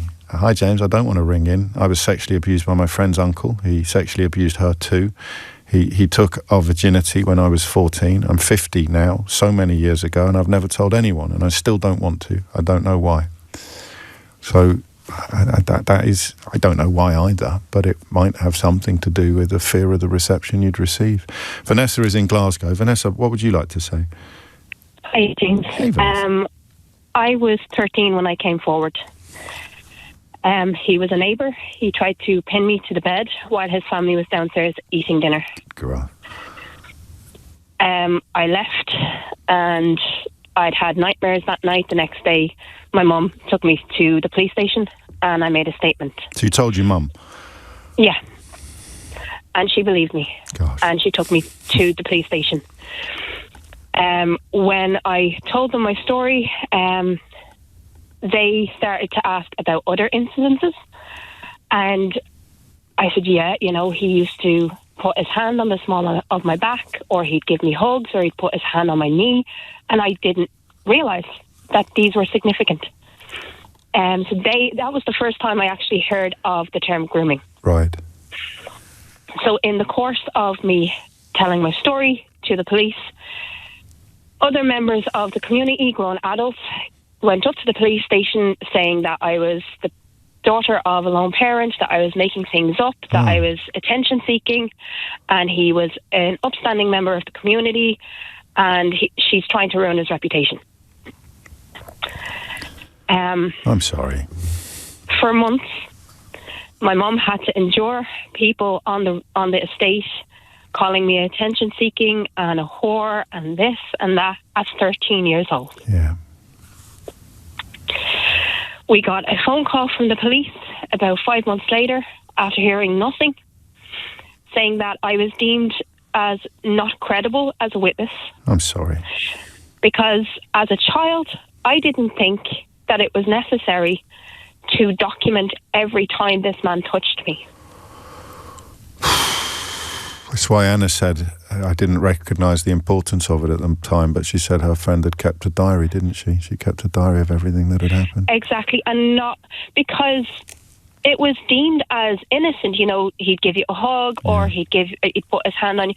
They weren't red flags to an 8-year-old, to a 9-year-old, to a 10-year-old. They weren't red flags until they were. And about 6 years later, my mum called me into the house, and she was discussing with me, you know, what had happened. Yeah. And his mother had passed away. And on her deathbed, she revealed to his ex-wife, who did believe me, was the only one on the estate who believed me, she revealed to the ex-wife that there was over 87 cases that she knew about. Of that they had children who complained. Yeah. That they had bought off and silenced, and that if she would drop anything related to her own children seeing their dad, that she would pay for their college education. Wow. So you and never so got any she justice? dropped it. You never got justice? No, he was hidden by his family, by his church, by his friends, and for all I knew, he continued doing it. I'm so sorry. What a heartbreaking story, and possibly that bit where you were told you weren't credible is the bit that, from the outside looking in, Vanessa, feels. I mean, the abuse itself aside, that feels the cruelest blow.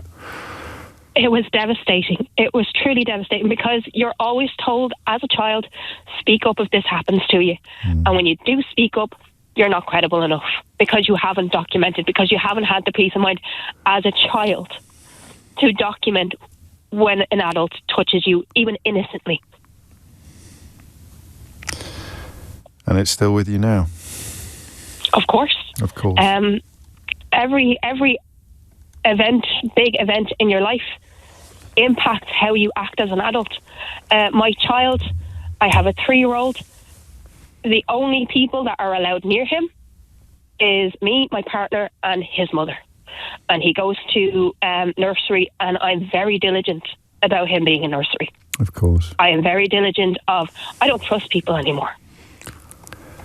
I learned a long time that trusting people just brings heartache. Now, having said that, I am happy that I did come forward, because my mum was incredible through it all. And she said the reason why these adults are attacking you as a child is because we know what he did to you. They have children of their own, and they will never know what he did to them. God. And just a word, if you would, and I don't know how much thought you've given to this over the years, on the motivation for the denial.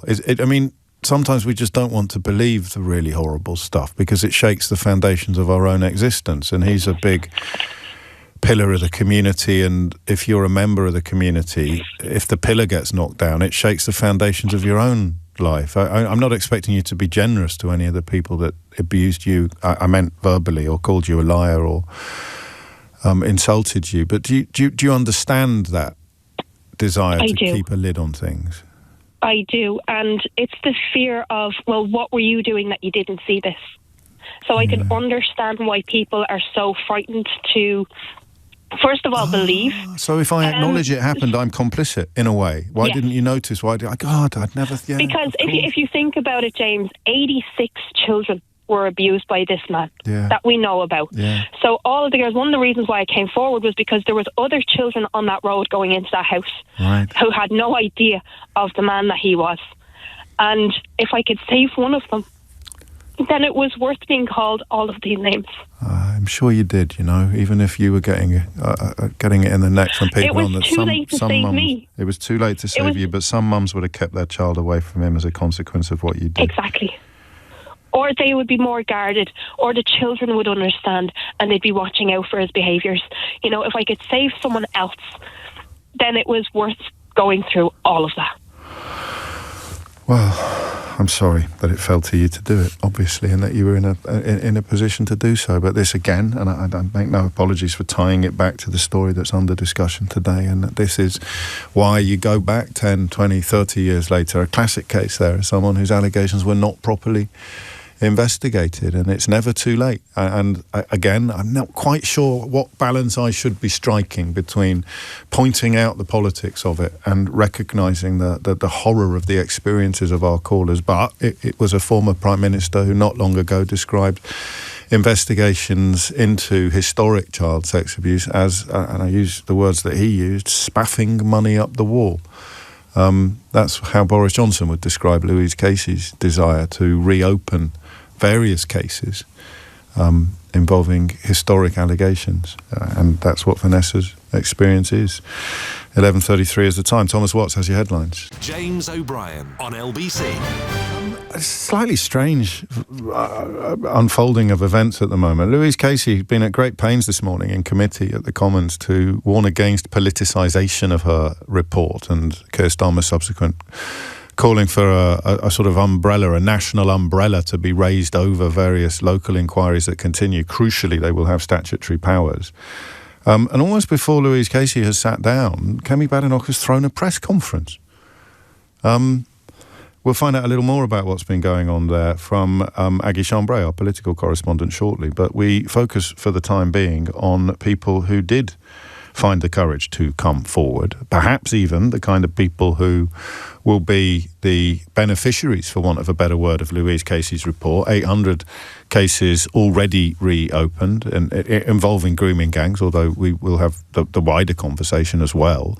And that figure likely to grow. People whose complaints were not adequately or satisfactorily investigated. And that, I'm afraid, is going to be true of victims of sexual violence through the ages, and victims of sexual violence from everybody from grooming gangs of predominantly Pakistani heritage through to your local priest. It's the not being believed that I honestly think should be the big takeaway. But unfortunately, it was the big takeaway from Alexis J. It was the big takeaway from Louise Casey's report that dropped in 2015. It's been the big takeaway from all of these stories, all of these scandals, all of these inquiries, all of these reviews, is that young people are not believed.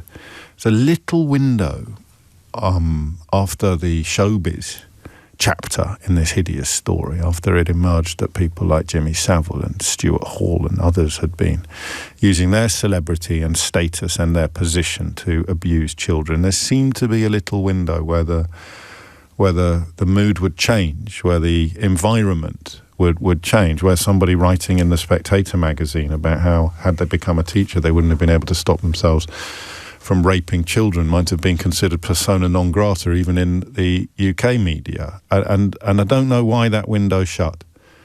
It briefly felt that things were going to change. And and they didn't. It may have had something to do with the fact that Carl Beach turned out to be a liar. Operation Midland was a huge issue that brought a massive number of paedophiles to justice, but the central witness, the key witness, described, of course, as credible and true by the Metropolitan Police, turned out to be a liar. And I hope that wasn't why the window closed, but it did seem to garner more attention from some people than the actual experiences and complaints and allegations of victims who were telling the truth. Daily Mail celebrated that, and the Metropolitan Police described his evidence, he was still anonymous at the time, as credible and true. Daily Mail described it as a victory for months of hard work, and yet it wasn't true. And I don't know whether or not the desire to believe people was damaged by the revelation that one of the people who was believed was lying. What is it like when you come forward? 11:39 is the time. Simon is in Portsmouth. Simon, what would you like to say? Hello, Simon. Oh, I think we may have lost Simon. The time is 11:39. You are listening to James O'Brien on LBC. Some of the stories coming in via text support some of the stories that have been coming in over the phone. When I told my mother, I'm not going to say any names. Even if you haven't asked me to keep your name out of it, I think I'll just... Anyway, when I told my mother that my stepfather was abusing me when I was 11, she said, well, what do you expect when you walk around the house in your nightie? It's not just men that sexualise children, of course. Yes, society does it. Years later, my sister confirmed what had happened and that it had happened to her as well. To this day, my mother would rather believe that we are both liars. Wow. Simon is in Portsmouth. Simon, what made you pick up the phone? It was a very tough decision to pick up the phone, James. But I kind of felt unless you talk about it, no one else gets helped. Okay. So I'm calling as the father of a child who made a disclosure to me and my wife a couple of years ago. And since then, I guess we've been through the hell that you would expect. Yeah. The child had disclosed that verbally and non-verbally, and behavioural changes and some more direct disclosures, and we had to take action with the police, with the social services, distancing ourselves from certain people, etc. The police couldn't do anything because our child who was in primary school wasn't able to talk about this because it was a close family member, and they probably didn't know the difference between right and wrong too much, other than what was subconsciously being sensed by them. Social services, we had a 22-year-old social worker who was teaching us the basics of parenting and really said we were making things up or making a big deal out of it, and that was closed. When the further disclosures were made and it was reported to the social services, again, similar thing. By you? We family members on one side of the family who did support us, even then, due to outdated attitude, said, don't go to the police, don't go to social services, we'll sort this out. The part of the family where the disclosure that we believe was doing the harming, all of the abuse that your previous caller talked about, all of the allegations, counter-allegations. I'm just glad, James, that we were able to shelter our kids from that, because we're people of means, James. Yeah. And I saw the abyss. Our marriage could have broken up. We could have lost our jobs, been on the breadline. But for the charities that exist there, I want to give a shout out to We Stand and Bernardo's. We managed to keep it together, keep our kids safe, and kind of work through this. But I used to think, it was stories like Jimmy Savile and the grooming gangs, etc. But you realise that, people who don't have privilege, how it's absolute hell for them, James. Because even when you do have your wits about you and you're able to, afford therapy and so on and so forth, it's a living hell, simply because kids aren't believed. And we against all of, pressures, we believe our kids. You'd think it was the first. You'd think it was the first and most obvious duty of a parent, but my inbox it is full of people who were simply not believed, even by their own parents, up to and including that last text I read out about the mum saying, "What do you expect if you walk around the house in your nightie?" So extraordinary. But you're not going to get justice for your child, I don't think. I'm resigned to the fact that might never happen. Okay. The idea of justice has kind of changed for me. The biggest justice is that my child has the healing and help around them, and that they're given the means to get on with their life and all those. Justice from a punishment perspective, if my child is brave enough one day to go through this hellish process again, and they want to, when they're older, I'll support them. Otherwise, I'm kind of resigned, because when you expect a primary school child to be able to do what many adults can't, with this barrage of abuse and victim blaming going on, it's just not going to happen, is it? No, it's not, and it's intrinsic to all these stories, including the one that's prompted today's conversation about the grooming gangs and the Casey report. It is, I think, I know, always will. I don't know what you'd have to do to persuade me otherwise, Simon, that the concept of being believed is absolutely crucial to any concept of improving the situation.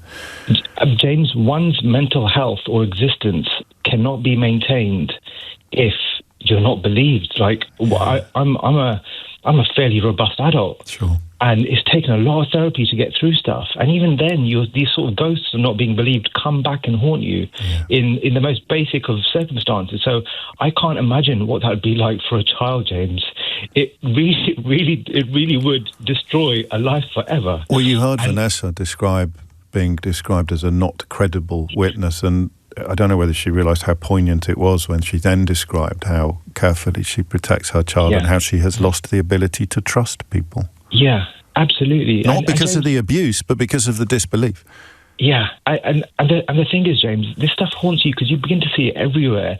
So it's not just our institutions today that are failing, and it's almost like at the policy level, the think tanks, the brains, they've got it right, but where the arms and legs are supposed to be working out in the field, they're just not caught up. And even stuff like, I don't know, you think of a large respected character in UK literature like Virginia Woolf, right? She was abused as a child by her stepbrothers, and people laugh about her.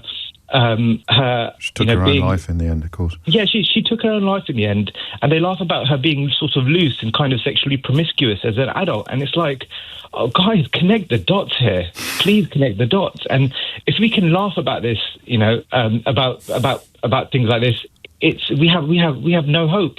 We have to be able to recognize as a society, this is society's biggest shame, biggest unspoken about thing, and we need to talk about it more, because the stats are ridiculous when you read into them. It should be 101 parenting, and it's just not, because you just never think it's going to happen to you. And for the children that haven't got parents, the onus, the burden on society, or haven't got functional parents, should be infinitely greater. And of course, as we have always known, we've known for years, but as was driven home again yesterday, the opposite is often true. Simon, thank you. I don't know how much it means to you, but it sounds to me like you've done some absolutely perfect parenting in incredibly difficult situations, in incredibly difficult circumstances, but you've also conveyed that isn't easy, that is really difficult. A few people listening are unmoved or unhappy. Here's John. O'Brien yet again protecting the Pakistani rape gangs, trying his best to conflate white rapists with the institutional industrial rape of white children by Pakistani men in the north of England. I don't know what show you've been listening to, mate, but it's a little bit rich to tell the people who've called in to share their stories that they shouldn't, isn't it? Actually, I'd go a little bit further. It's utterly disgusting, John. Shame on you. James O'Brien on LBC.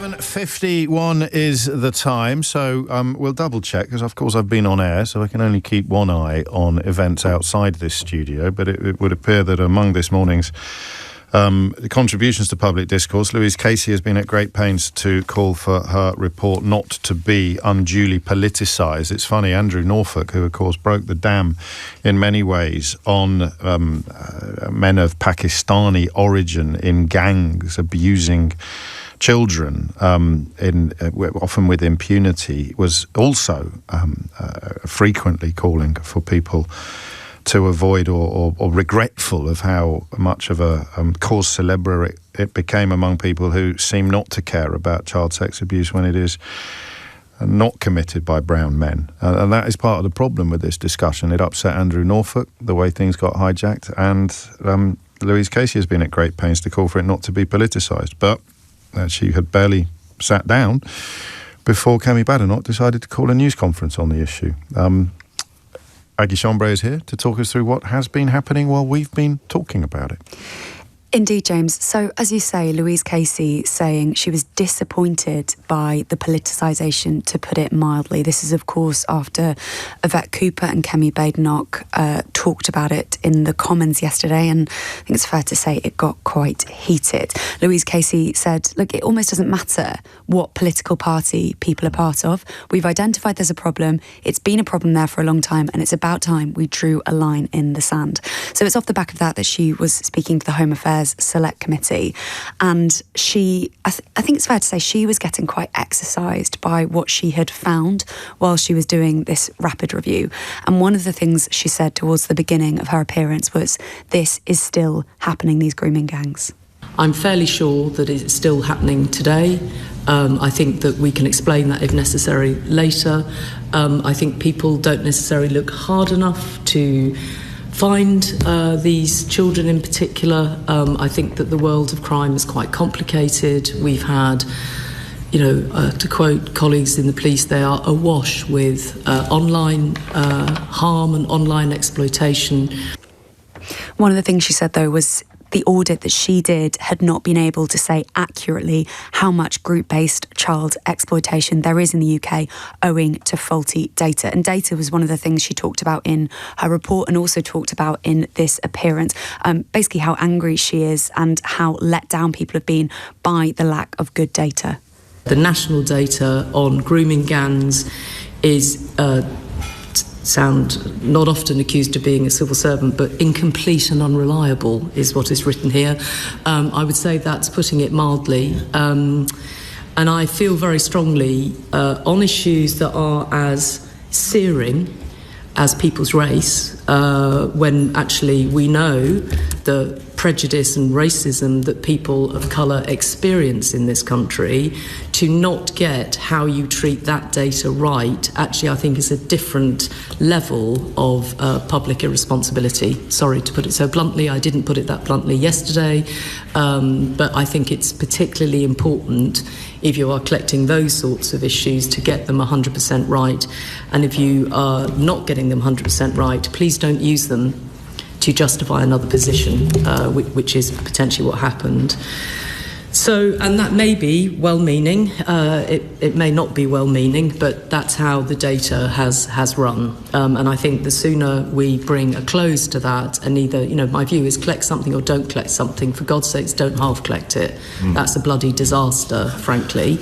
She also went on to say there was. She's really good, isn't she? Every time she does a review, I can see why she's the go-to for a lot of this stuff. She just nails it.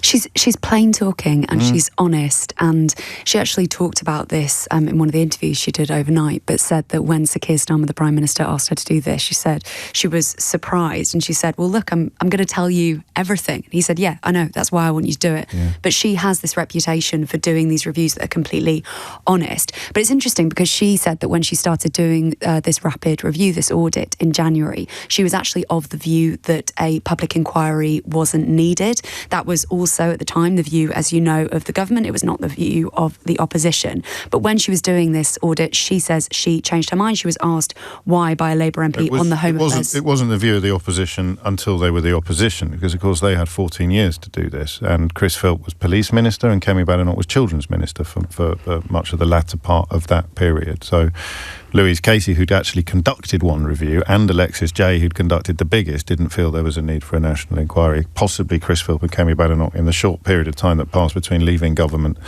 and standing up to call for one, discovered things they hadn't previously been aware of, but it seems unlikely. The government's argument in January too was a lot of what Alexis Jay recommended wasn't implemented fully, and they felt that if they did implement what Alexis Jay had recommended in that independent sex abuse review, then that might do enough. And I think that was probably the view, sounds like that was the view of Louise Casey too, but when I say she started really looking into this, she changed her mind. Nobody's volunteering to find the truth here, and we owe these victims that. Secondly, you see, extremely important assurance reviews by Greater Manchester Mayor, who's one of the, long-standing mayors, knew what he was doing. He couldn't get to the bottom of it. And then you look at the 50 serious case reviews, and you look at the world of serious case reviews, and you see that, to be honest, Mr. Richards, they do not get to the truth of what happens in these cases. What they do is, has the team around the child operated effectively? Now, that's really important, don't get me wrong, but, part of the team around the child are the perpetrators who spot that the team around the child isn't good enough or can't safeguard that child enough. Do we talk about the predators in any of these serious case reviews? Did we know about these predators? Were we properly safeguarding the children? Sorry, you can tell from my tone. I said to everybody, I'll be really measured. Don't worry, I won't get, like that about it. But when you start talking about this, you think, that's why I want a statutory inquiry. And that's why it has to be national with strong local, there's a connection between the local and national. So I know it's not what everybody wanted, but I think it's absolutely the right thing to do. Now, as you say, Kemi Badenoch agrees with her as of January, and she called this press conference that began actually while Louise Casey was still up at the Home Affairs Select Committee. And she started off by saying why it was important to have a national inquiry. I guess she didn't congratulate the government on making that decision, but kind of made the argument that it was important to have it, and obviously the government has announced it. And I think it's important to reiterate why we want a national inquiry. It's not just because we believe this is still ongoing. It is because so much activity has taken place. 2014, 2015, 2018, local inquiries and investigations launched by the Home Office, independent reports, independent inquiries, a gangs task force as recently as 2023 finding about 807 perpetrators and 4,000 victims just last year. This is what made me decide that a national inquiry was critical, that no one has joined the dots, that the scale of this is much bigger than any of us envisaged, even as we were looking at this. And we need a national inquiry and criminal investigations, not just to look at the perpetrators, but where there was institutional failure. This is work that has not been done. Why is she calling a press conference to say stuff that, or to call for something that's already been announced, or to say stuff that's been said a million times already? I think it's fair to say it was a slightly strange, at least, start of a press conference, right, because she basically was making the argument for why it was important to have a national inquiry. But yesterday, as you know, the national inquiry was announced. She also introduced 3 people. She said that the views of survivors hadn't been heard enough, and that's what she wanted to focus on. Introduced 3 people, and this is the view of one survivor, Fiona, who's waived her anonymity. So, firstly, I wanted to say that I think all the political stuff needs to be put aside now. This needs to be focused on survivors, and the government need to do a lot of work to rebuild up trust from services and for the victims to be able to trust to come forward, to be able to open up and be able to engage in an inquiry, because without the engagement then we're just not going to get anywhere. So that is the responsibility now of the government to be putting active stuff in place now to fix things that are bridges that have been broken through systematic failures for years and years. Well, brave woman, although I can't imagine Kemi Badenoch was very pleased when she called for an end to the politicisation of this issue. No, especially when the point that lots of people from both sides have made is that you should put victims and survivors at the heart of this. So perhaps everyone will take heed of Fiona there saying political stuff should now be put away. Fingers crossed. It's a simple distinction, really, which Polly Toynbee draws very well in The Guardian today, between concern for the victims or culture wars. And Kemi Badenoch, of course, historically describing herself as absolutely delighted to be described as a culture warrior. So we will see whether she chooses to adopt a different tack and indeed respects the words of that survivor, that incredibly brave survivor, Fiona. Aggie Chambray, thank you. The time now is 12:01. James O'Brien on LBC. It is 5 minutes after 12, and here's a feature I never thought we'd launch on. I found another Brexit benefit. Seriously. What was the last one? Can you remember what the last one was? For those of us who think it's perfectly reasonable for people like me to pay VAT on the school fees we pay to send our children to private school, it was a Brexit benefit to discover that the government may not have been allowed to do that if we had still been in the European Union. I don't think it's going to play that way with many leavers. But I found another Brexit benefit, which I will share with you later this hour. I've also got a rather jolly missed information and more reasons to be slightly concerned about Donald Trump's mental acuity. Which is quite odd, really, given how concerned we all were, in retrospect, I think rightly, about Joe Biden's mental acuity. I want to have a conversation about something completely different now, this hour, and we'll return to the Middle East tomorrow. I suspect that we will. Israel saying in the last few hours that it has killed Iran's wartime chief of staff. Missiles launched by Iran in response to Israeli fire, although less intense than previous nights, and so far no reported impact or casualties in Israel. The question of what happens next or why this is happening is one that we will just have to return to, because there aren't really any other questions to ask. We may have a little look at what the UK government should do, but that becomes too speculative, doesn't it, and too nebulous. So, here's a story that really sort of stopped me in my tracks. I know quite a lot about online abuse.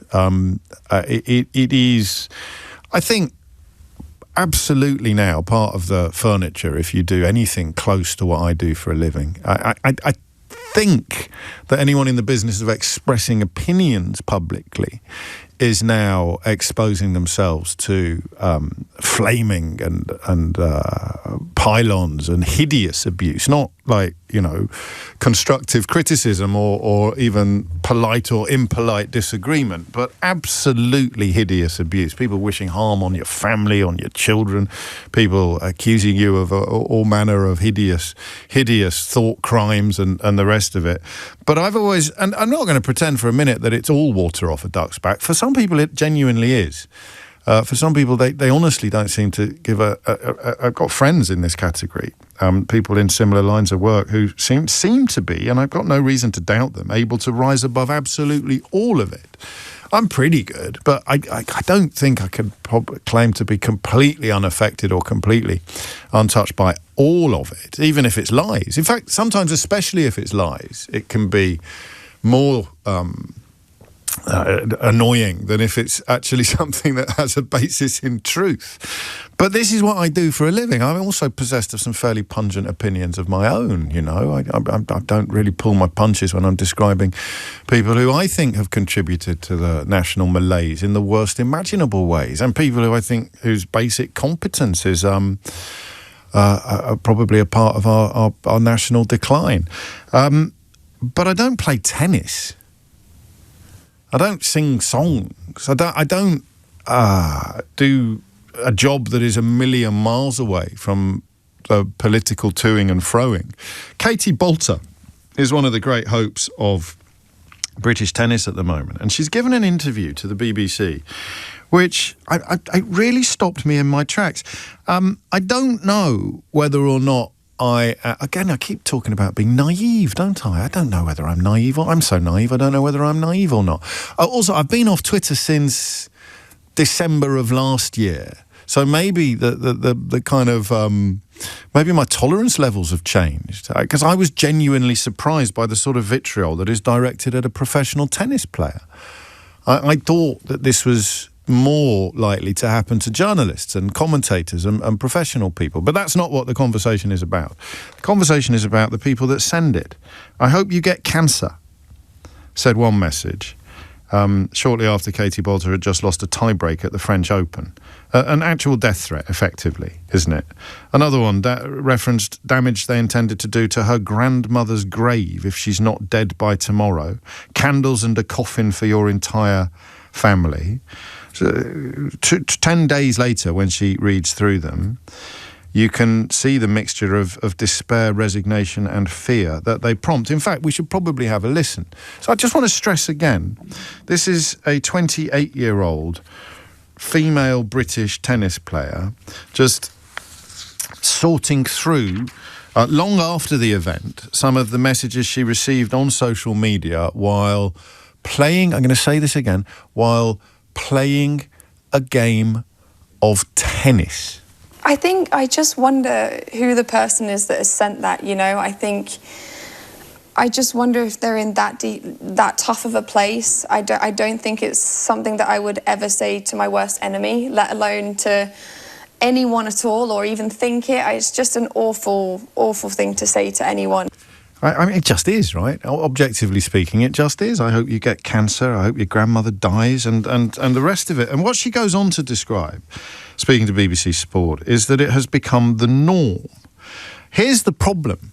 That by speaking out in some ways, she might become a lightning rod for more of it. Because the people minded to behave like this probably relish the fact that they've got a reaction. I don't know, I'm speculating. So even more credit to Katie Boulter for explaining that she's doing it in order to prepare younger people for it. At the very start of my career, she said, it's probably something I took very personally. Getting comments about the way you look, it becomes more apparent every single time you go on your phone. I think it increases in number, and it also increases the level of things that people say.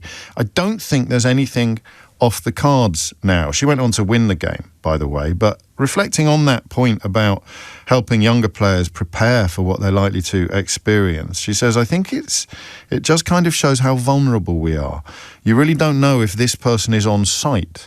You really don't know if they're nearby or if they know where you live or anything like that. Looking again at the message, hoping that she gets cancer, she just says, I just wonder, this is the bit you just heard, I just wonder who the person is that has sent that. At 12 minutes after 12 is the time. Who is it? What did they get out of it? We've done this in the context of conspiracy theories and rabbit holes, and I found it incredibly illuminating and informative. I want to know what... I mean, maybe you used to be one of them. I always remember the woman who took her own life after being exposed as a serial troll of the McCanns, the parents of Madeleine McCann. That was an awful story, and it was in the very early days of this phenomenon. I forget precisely what year it was, but Sky News tracked her down and essentially confronted her with some of the stuff that she had posted about Kate and Jerry McCann. And in so doing, they... I mean...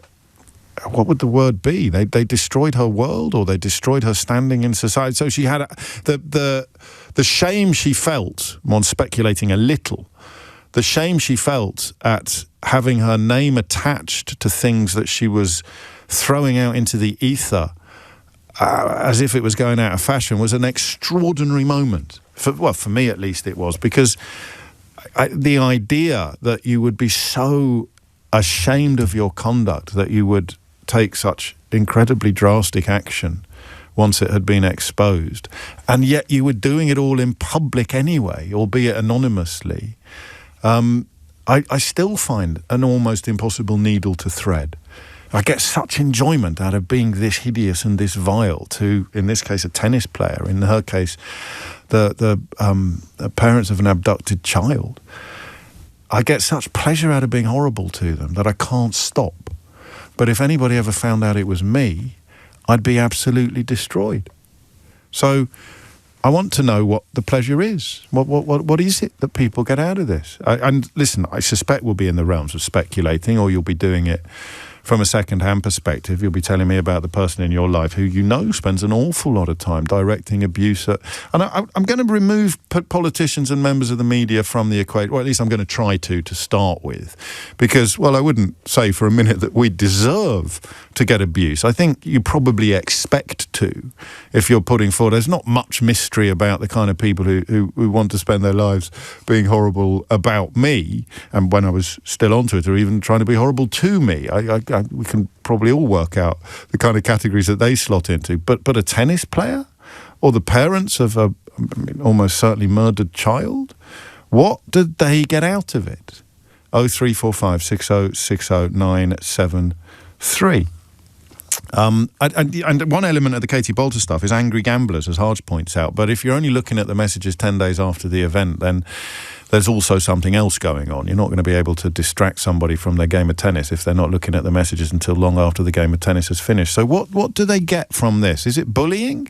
Is it just a more modern version of old-fashioned bullying, anonymous bullying? I suppose there are differences between the people who stay anonymous and the people who don't, the people who almost relish their status. It is called trolling. I thought at the time, and I still think now, that that's a slightly inadequate way to describe something that Katie describes herself as being an awful, awful thing to say to anyone. It's horrible. But ideally with a little bit of experience, but otherwise, like me, just sort of speculating entirely about behaviour that you find incomprehensible. Why do people do this? What do you get out of it? When Katie Bolter says, who are they? Who is this person? I just wonder who the person is that has sent that. What can we say in answer to that question? Who do we think this person is? And why do they do it? Not just like, oh, I don't like your hair today, but I hope you get cancer and die. Who does that and why?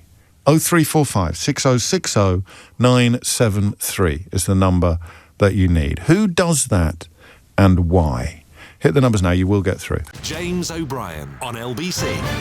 It's, I suppose, something you either feel or you don't feel, but going online and directing hideous abuse, up to and including death threats, at people who are doing innocuous jobs, people whose public profile is not based upon their pungent opinions or their politics or even notoriety or actions, people whose public figure status is based on playing tennis in this case, or playing football, or being an actor or an actress, or singing songs, or doing things that should not be controversial. That's the distinction I want to draw. I don't know whether or not it will sustain. I don't know whether or not it's a necessary distinction, but it is currently my show until I throw open the phone lines, at which point it becomes yours as well. And at the moment, if you're not doing something controversial, then it seems to me you deserve a different category from people who are. And the question becomes, as a tennis player, it receives messages from people saying they're going to buy candles and a coffin for your entire family. I want to know why they are doing it and what they get out of it. Matt suggests they might be auditioning for a Daily Mail opinion column, which is a good joke, but actually might also be part of the answer to the question. As with the first 2 hours of the programme today, we can sit here asking questions about specific sections of society, but actually the answers will contain things that are relevant to the whole of society. We have kind of lionised abusers, haven't we? We've lionised trolling. You want to write a column for most popular newspapers these days, then you're probably going to have to come up with funny nicknames for people like Cherie Blair or others, and that has become absolutely normalised. You want to get noticed on social media, you do your own sort of weird version of it. 20 minutes after 12 is the time. But psychologically, what is the reward? What is the payoff? I had a message from someone saying he likes writing abuse of me on YouTube. I thought it was a joke, but I checked his history on here and he almost certainly does. But that makes sense because, looking at your text history, you're a massive racist, so you hate the reflection that you see when I hold up a mirror on the programme. That's not a mystery. I completely understand that self-loathing turns into projection at someone you end up loathing. But for a tennis player, that's a bad volley. I hope you get cancer. What does it feed? What do you get out of it? 0345 6060 973. Adam's in Westerham. Adam, what would you like to say? Hi there, James. Hello. Fan of the programme. Just wanted to say, so I've through school age, I knew a lot of people who sort of ended up being the exact type of person you're talking about right now. It is a shame to see, but I have to say that as far as what they want goes, it is genuinely just reaction. Sorry to be boring. It's not boring at all. It's because that makes it almost a mistake to have a conversation. I suppose we shouldn't name trolls because then it becomes a win under that analysis. Well, in the case where the woman you were just talking about, who was sort of became a social pariah because of it, I wouldn't. I mean, obviously, we can't say that we want to push these people to suicide. I don't think two rights make a wrong. But a lot of the time, it is these people. They almost overwhelmingly have some sort of diagnosed mental illness and or unemployment. From what the people that I've known, I can say from experience, and it does tend to be a problem there because when you're unemployed or you don't spend a lot of time participating in society, there is going to be an eventual disconnect that goes on over time and only exacerbates. And these people really don't. I don't know, mate. I know that in your experience, this is the case. And listen, for the record, nobody ever, and the Samaritans are absolutely brilliant at reminding us all of this. Nobody ever takes their own life as a consequence of a single thing. It's always going to be a collection of circumstances. And the woman you're referring to was very middle class and outwardly, very high status, all of the things that you and I might not expect to happen in those cases. So the question of what they get out of it, I can see why I used to have a line about people in their mum's back bedroom in a dirty bathrobe tapping away on a Tesco laptop. I very much had an image of... I don't think that's very far from the truth. Well, it was in the case that we opened the show with, and it probably is in a lot of other cases as well. But even if it's true, even if it is true, what do they get out of it? It's the attention. It's the attention, nothing more than that. They're looking for a reaction because they don't get that sort of attention from the facets that you or I usually would, be it through having a partner, having work, having social clubs, having sports, activities, any of that. And you don't need to get a reaction from the person you're attacking because you're just going to get a reaction from spectators as well. You're going to get reaction from... You're going to pull people in. It's rage baiting, essentially. So anyone that might fit that characteristic that they're actually criticising of the person, although it's not actual criticism, it's usually just blatant nastiness, that characteristic can draw other people in to get upset by the same thing. And then once you've got a dialogue going, they've sort of got their hooks in. Do you understand? Of course I understand. I'm not completely stupid, but I'm glad I drew the distinction, because if you treat, you post something about Boris Johnson or Keir Starmer or me, and you get a response from people saying, yeah, I hate him too, that would be attention. But if you're posting about a tennis player, what are you hoping to get out of it? Well, I don't think you'd be hoping to get a direct response from the tennis player. Well, clearly not. You would, but you're not going to get. Surely you're not going to get other people agreeing with. I hope you get cancer. Oh, well, maybe you do. I hope you get cancer, and other people. I can't imagine. Other people get a thrill out of seeing something so horrible, so it becomes, I don't know, addictive, attractive.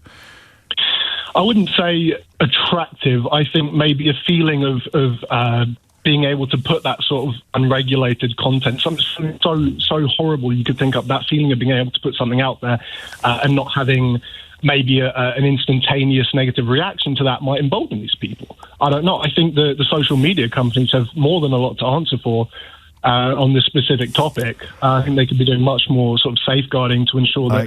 maybe. That's why J.D. Vance keeps talking absolute gibberish about freedom of speech in this country, because he is desperate to protect the people who own these platforms from actually taking some responsibility for the poison that appears on there, up to and including, provable crimes that stay on the platform even after the people who posted it have been jailed under UK law. I like that. I just want to make one point, and I know that this is not your intention, or was not your intention, Adam, quite the opposite, in fact, but Lee makes an excellent point. So according to your caller, Adam, I should be a troll. I'm far from it. I'm unemployed and I have mental illness, but this person is unintentionally tarring all of us with the same brush. I don't think he was, Lee, but if that's what you heard, I completely respect your conclusion, and I will happily stress that there is no suggestion whatsoever that you can confuse correlation with causation. I suspect that the more unfulfilled you are, the more likely you are to seek a form of gratification online by being vile, because sadly the world we live in, you tend to get noticed more by being vile than you do by being nice. Frightening people, terrorising people is a more valuable commodity than merely informing people altogether now. The queue for the ghost train will always be longer than the queue for the Speak Your Weight machine. But the distinction for me holds between people who do controversial things or say controversial things and people who don't.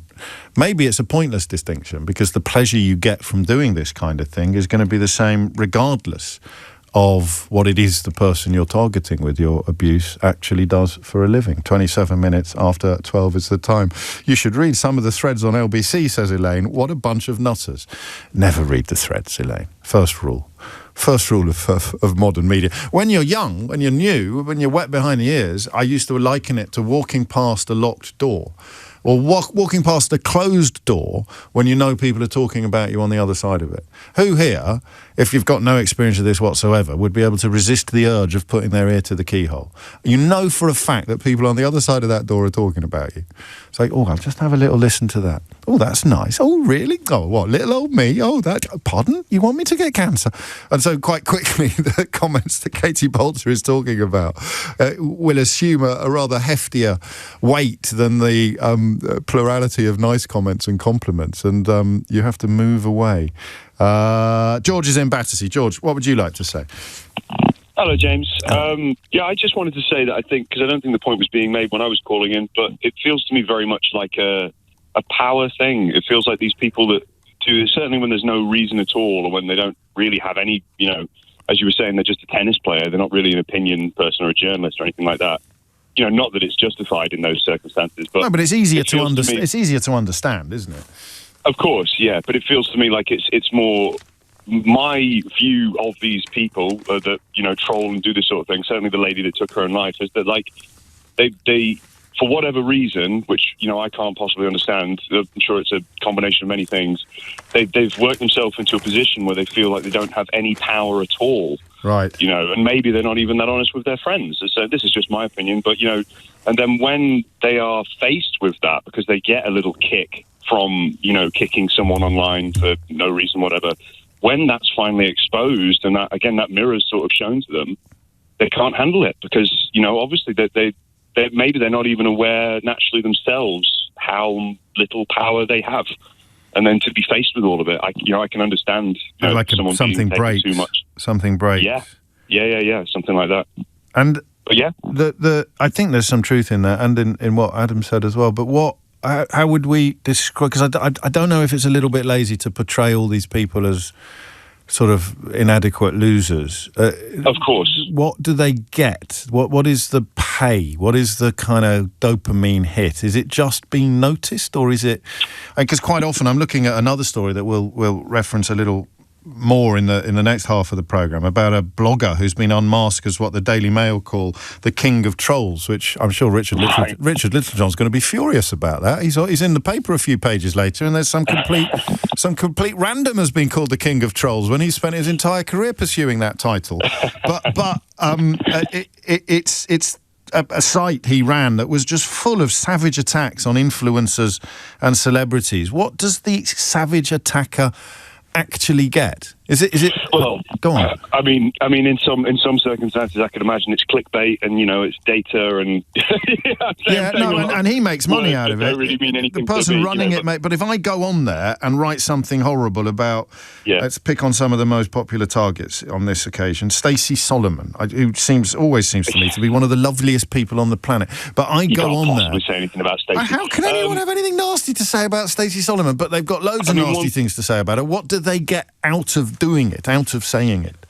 The only reference point I have is that there's this wonderful guy, I think he's called Gabor Mate, the guy that we know he speaks Gabor a lot online. Yeah, yes. Incredible. I saw a clip of him a while ago when I was sort of going through, a break or whatever like that.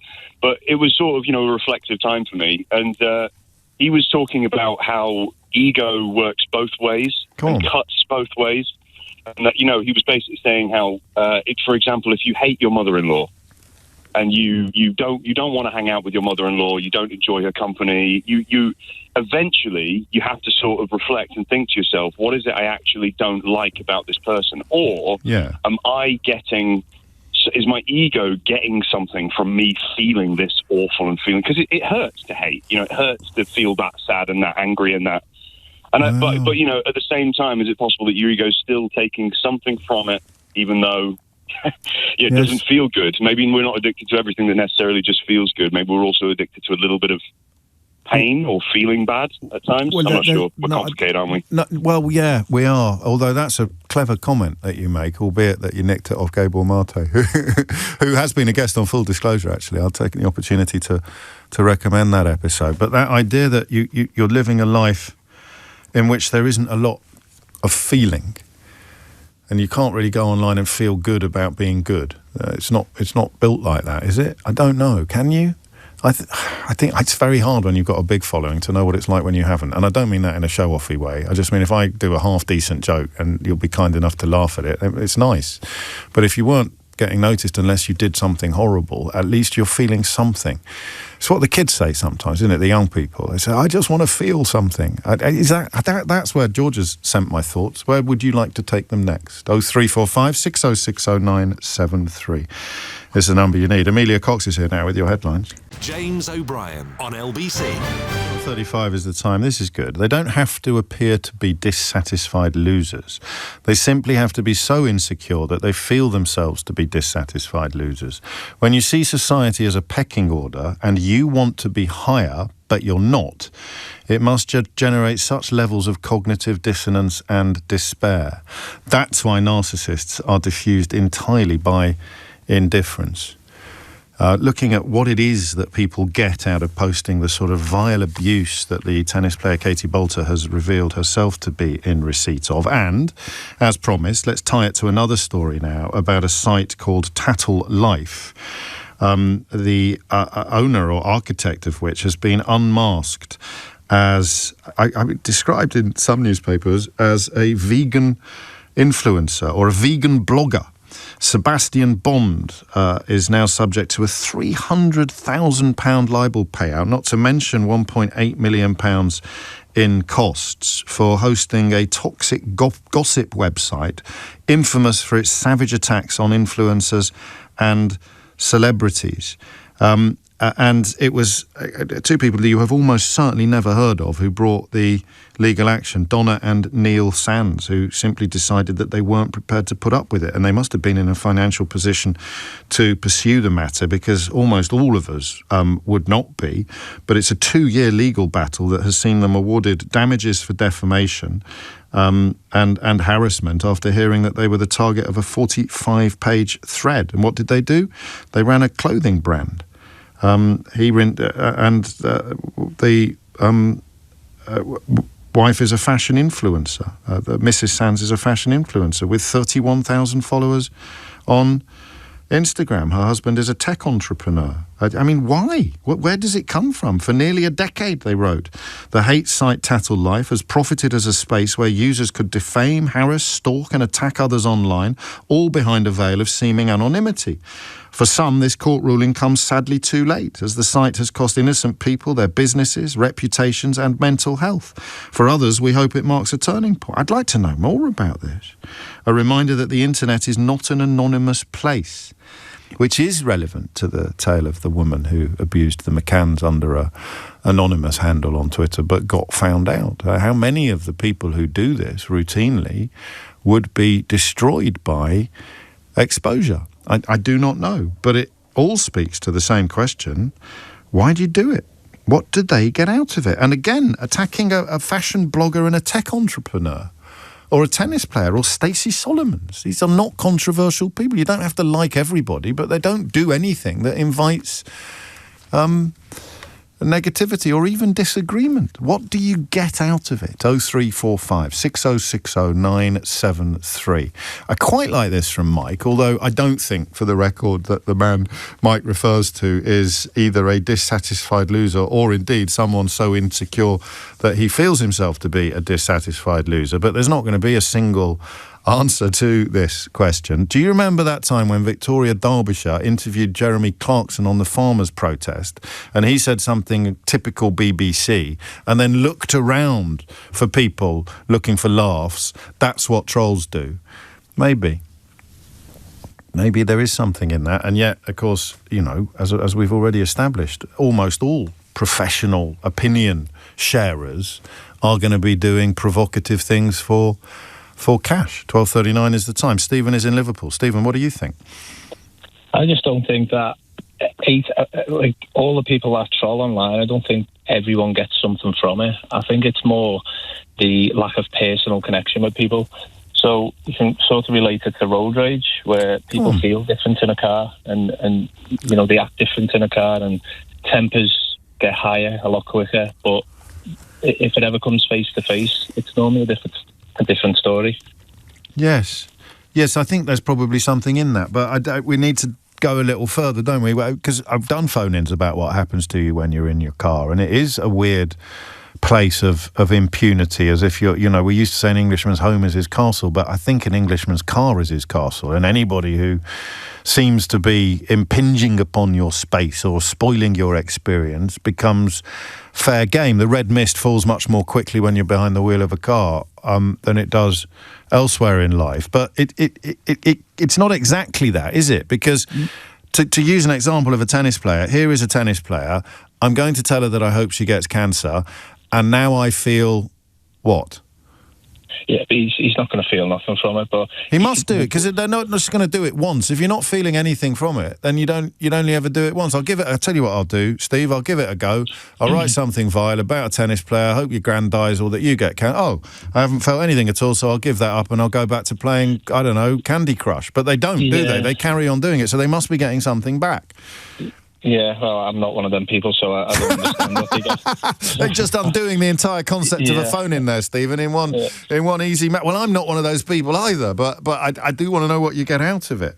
This case, this internet site that the Northern Irish couple, Donna and Neil Sands, have effectively closed down, is a kind of mothership of this sort of behaviour. The idea that A, the person running it is making tons of money, but B, the people contributing to it are indulging in hideous conduct towards other human beings.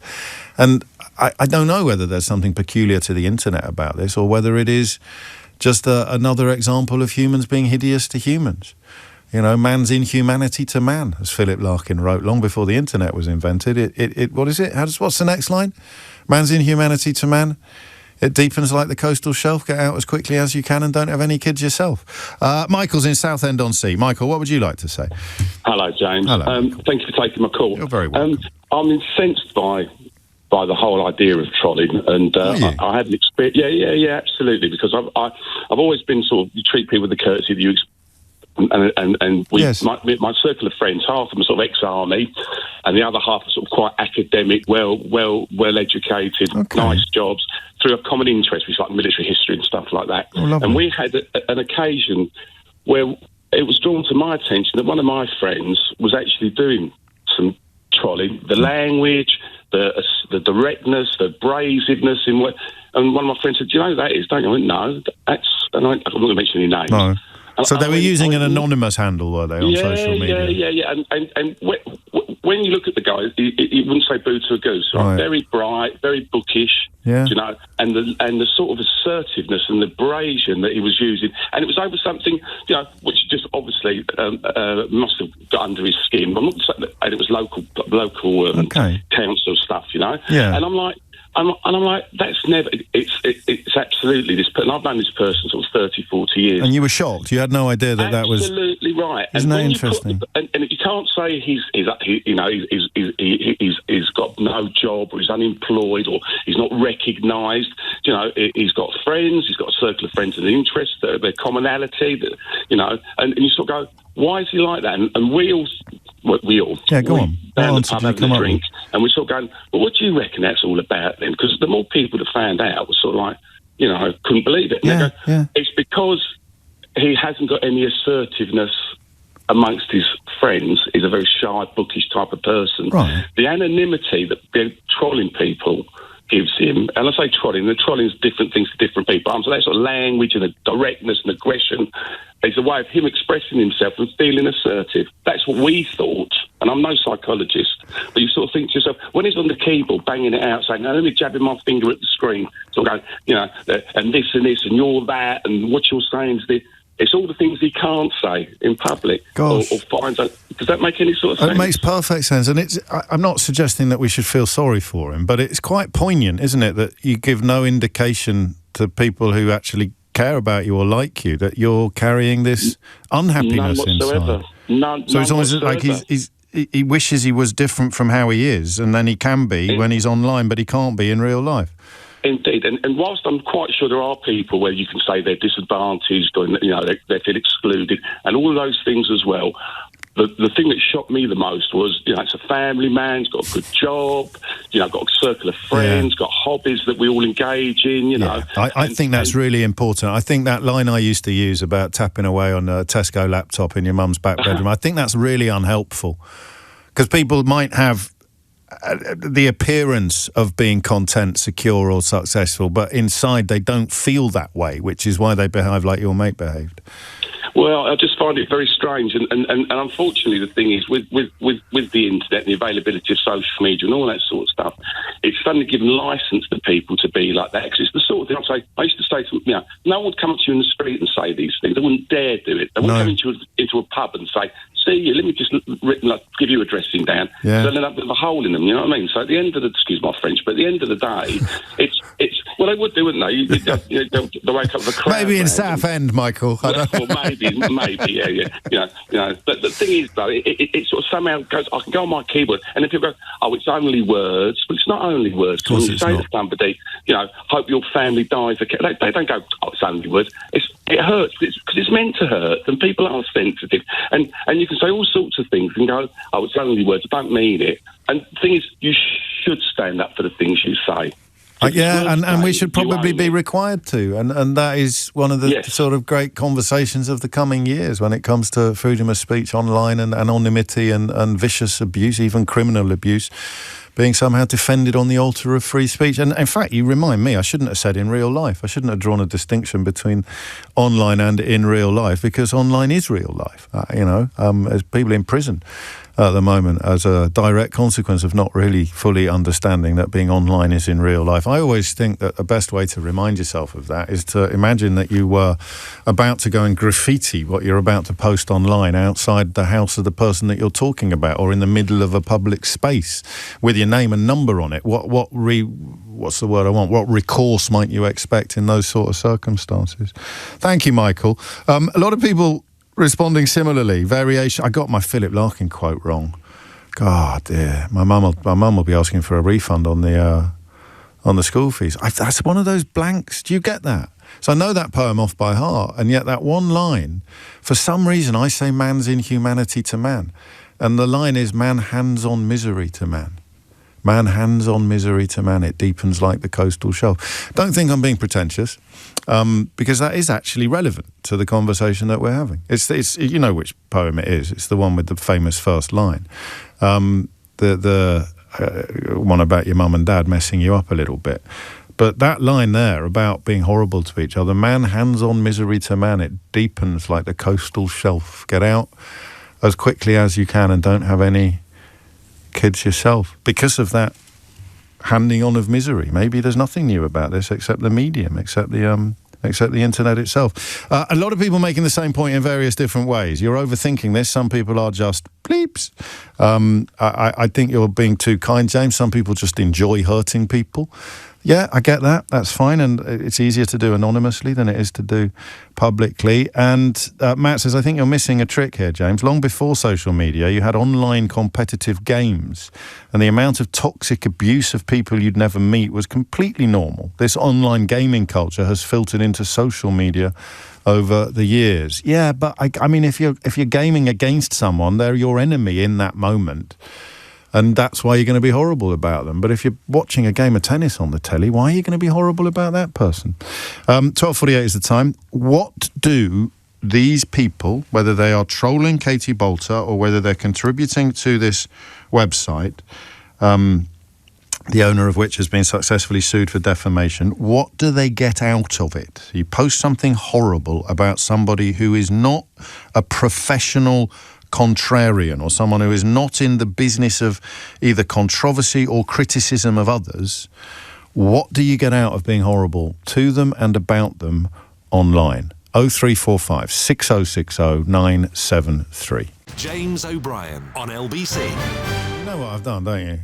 So if I were to say to you, especially if you've only just tuned in, because you can't bear me, but you can't miss a minute of Sheila, so you have to endure 8 minutes of me before Sheila gets into the studio. If I said to you, and I launched a new feature earlier, and you said, what was that then, James? I said, Brexit benefits. Yeah, and I bet you never thought that day would dawn, would you? When James O'Brexit launched a Brexit benefits feature. So if I said to you, I launched a new feature earlier, Brexit benefits, what would be almost certain to happen, given what you know about my previous attempts at launching new features on the programme? Go on, have a think. What would be most likely to happen between me announcing an hour ago that I was launching a new feature called Brexit Benefits and now? I mean, don't be ridiculous. I'm not going to get a jingle until this time next year. You know how that works. You've got to be a newsagent in this building to get the production and the support that you want. So I said, we're going to do Brexit benefits. Well, I didn't. I said it might be a new feature, but what would be the most likely thing to happen between me announcing it at 4 minutes after 12 today and now, 12:53? Yeah, I've forgotten what it was, and I can't find it on my desk. This is ridiculous, isn't it? You'd think by now I'd have come up with some way of either steering around my epic unprofessionalism or actually addressing it. Can anyone else guess? Can you think what it might have been? That there might have been a Brexit benefit that I have managed to completely forget? There was the one about private schools earlier in the week. Yes! Oh, thank goodness for that. I'm a genius.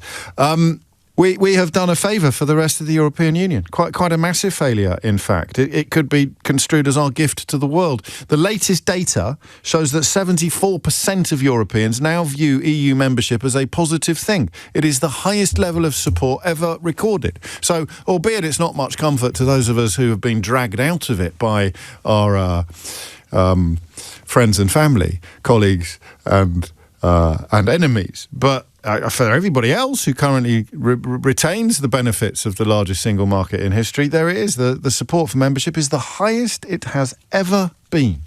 12:54 is the time. I've got a missed information for you as well. That'll probably have to wait until tomorrow. And just a little clip, if you like, of Donald Trump's latest attempts to entertain the populations. We just signed a document. This is... Sorry about that. This is it. A very important document. Little windy out here. Give me that little. We just signed it, and it's done. And so we have our trade agreement with the European Union, and it's a fair deal for both. Whoa? What? You've just... Keir Starmer, so he dropped the documents, which can happen to anybody. Keir Starmer bent down to pick them up, which will probably be on the cover of next week's Private Eye with a funny caption, such as that. But who has Donald Trump... So Donald Trump and Keir Starmer have signed an agreement together. Who does Donald Trump think he's signed an agreement with? We have our trade agreement with the European Union. Sorry, with who? We have our trade agreement with the European Union. Dodged a bullet without Joe Biden, didn't we? 12:55 is the time. Zach's in Kensington to steer us back to the trolling. Zach, what would you like to say? Hi there. Thank you for having me on. You're very welcome. Just that I feel like trolling... like, for example, what happened to Bukayo Saka when he missed a penalty and the young... But we know what that was. That's not a mystery, is it? That was mostly racism. Yeah, but it's what does it stem from? It's all the same culture of trolling and writing negative comments to people. Yeah, you're right. A lot of it stems from embedded hatred. A lot of it stems from... That's why, for myself, I kind of feel in a way where I try to be positive when I meet people in public, because I'm conscious that they might have embedded hatred towards me. So whether it's a smile, whether it's some kind of greeting, to make a conscious effort to try and change their perception of me. Yeah, I feel like that's the way to deal with it. I kind of feel sorry for these kind of trolls. I feel like whether it's TV, whether it's parents, whether it's the system, because I believe, honestly, if I sat with let's say a racist troll, for example, if I sat with them for 5 minutes, we'd agree that majority of our problems are the same, whether it be energy bills, whether it be housing bills, whatever. and rent bills, that we'd probably, within 5 minutes, go and kick down Downing Street together. That's the thing they're most terrified of course. I mean, yes, it's not a coincidence, is it, that people have been persuaded that the reason they can't afford to pay their energy bills is because of people who arrived there last year or last decade or last week. Absolutely. So that's what it all comes down to. So I call it bots. I feel bad, but I feel like majority of people are bots, and they're just following. And the one conscious people, the people that are conscious that the system is designed this way, they happen to live in nice houses, so they're not really bothered, but they know the truth. But the bots don't. The world is full of, there's only two types of people. The bots who just think, oh, these migrants, or oh, this problem or that problem, when we all have the same problems. Then there are those who are in nice houses, bought in the 70s, couple grand. They're just smiling, watching. Hang on a minute. I was born in the 70s and I live in a nice house. I hope you're not maligning me. I hope you're not lumping me in with these nasty-sounding people, Zach. Listen, there are a few that break through like yourself, but the mass of them do not understand that. I actually disagree with you. I agree with everything you said up until that point, and not out of self-interest as a 1970s kid who lives in a nice house. I think there's plenty of very comfortably off people who are also being persuaded that the reason why the country is not performing as well as they might like, even though it doesn't hit them as directly as it does hit less well-off people, it is because of recently arrived immigrants or people whose parents came from somewhere else. No, they're not going to protest, though. No, because they'd have to call for a redistribution of wealth, so they'd have to call for a fairer system, and they'd have to call for a fairly profound, or not even that profound, economic change. It's just things like making farmers pay inheritance tax and sticking VAT on school fees. And then, of course, some of the people you describe are going to balk at the idea, and they become more susceptible to the notion that the reason why we were running out of money, the reason why they put school fees, VAT on school fees, is because of all the immigrants. Crikey, we covered a lot of ground today, Zach. What a lovely bloke you sound like, and a nice note on which to end. Quite a tricky show, quite a heavy show for obvious reasons. And lots of love for Katie Bolter as well. That is it from me for another day. If you missed any of today's show, you can listen back on Catch Up on both Global Player and the new LBC app, where you can read and watch, don't forget, the latest from LBC. The pictures are brilliant on the radio. Put your news categories in the order you want, as well as pause and rewind live radio, and listen to a dizzying range of podcasts. So download the all-new official LBC app for free from your app store now. Tom Swarbrick will be with you at 4. Sheila Fogarty is with you now. James O'Brien on LBC.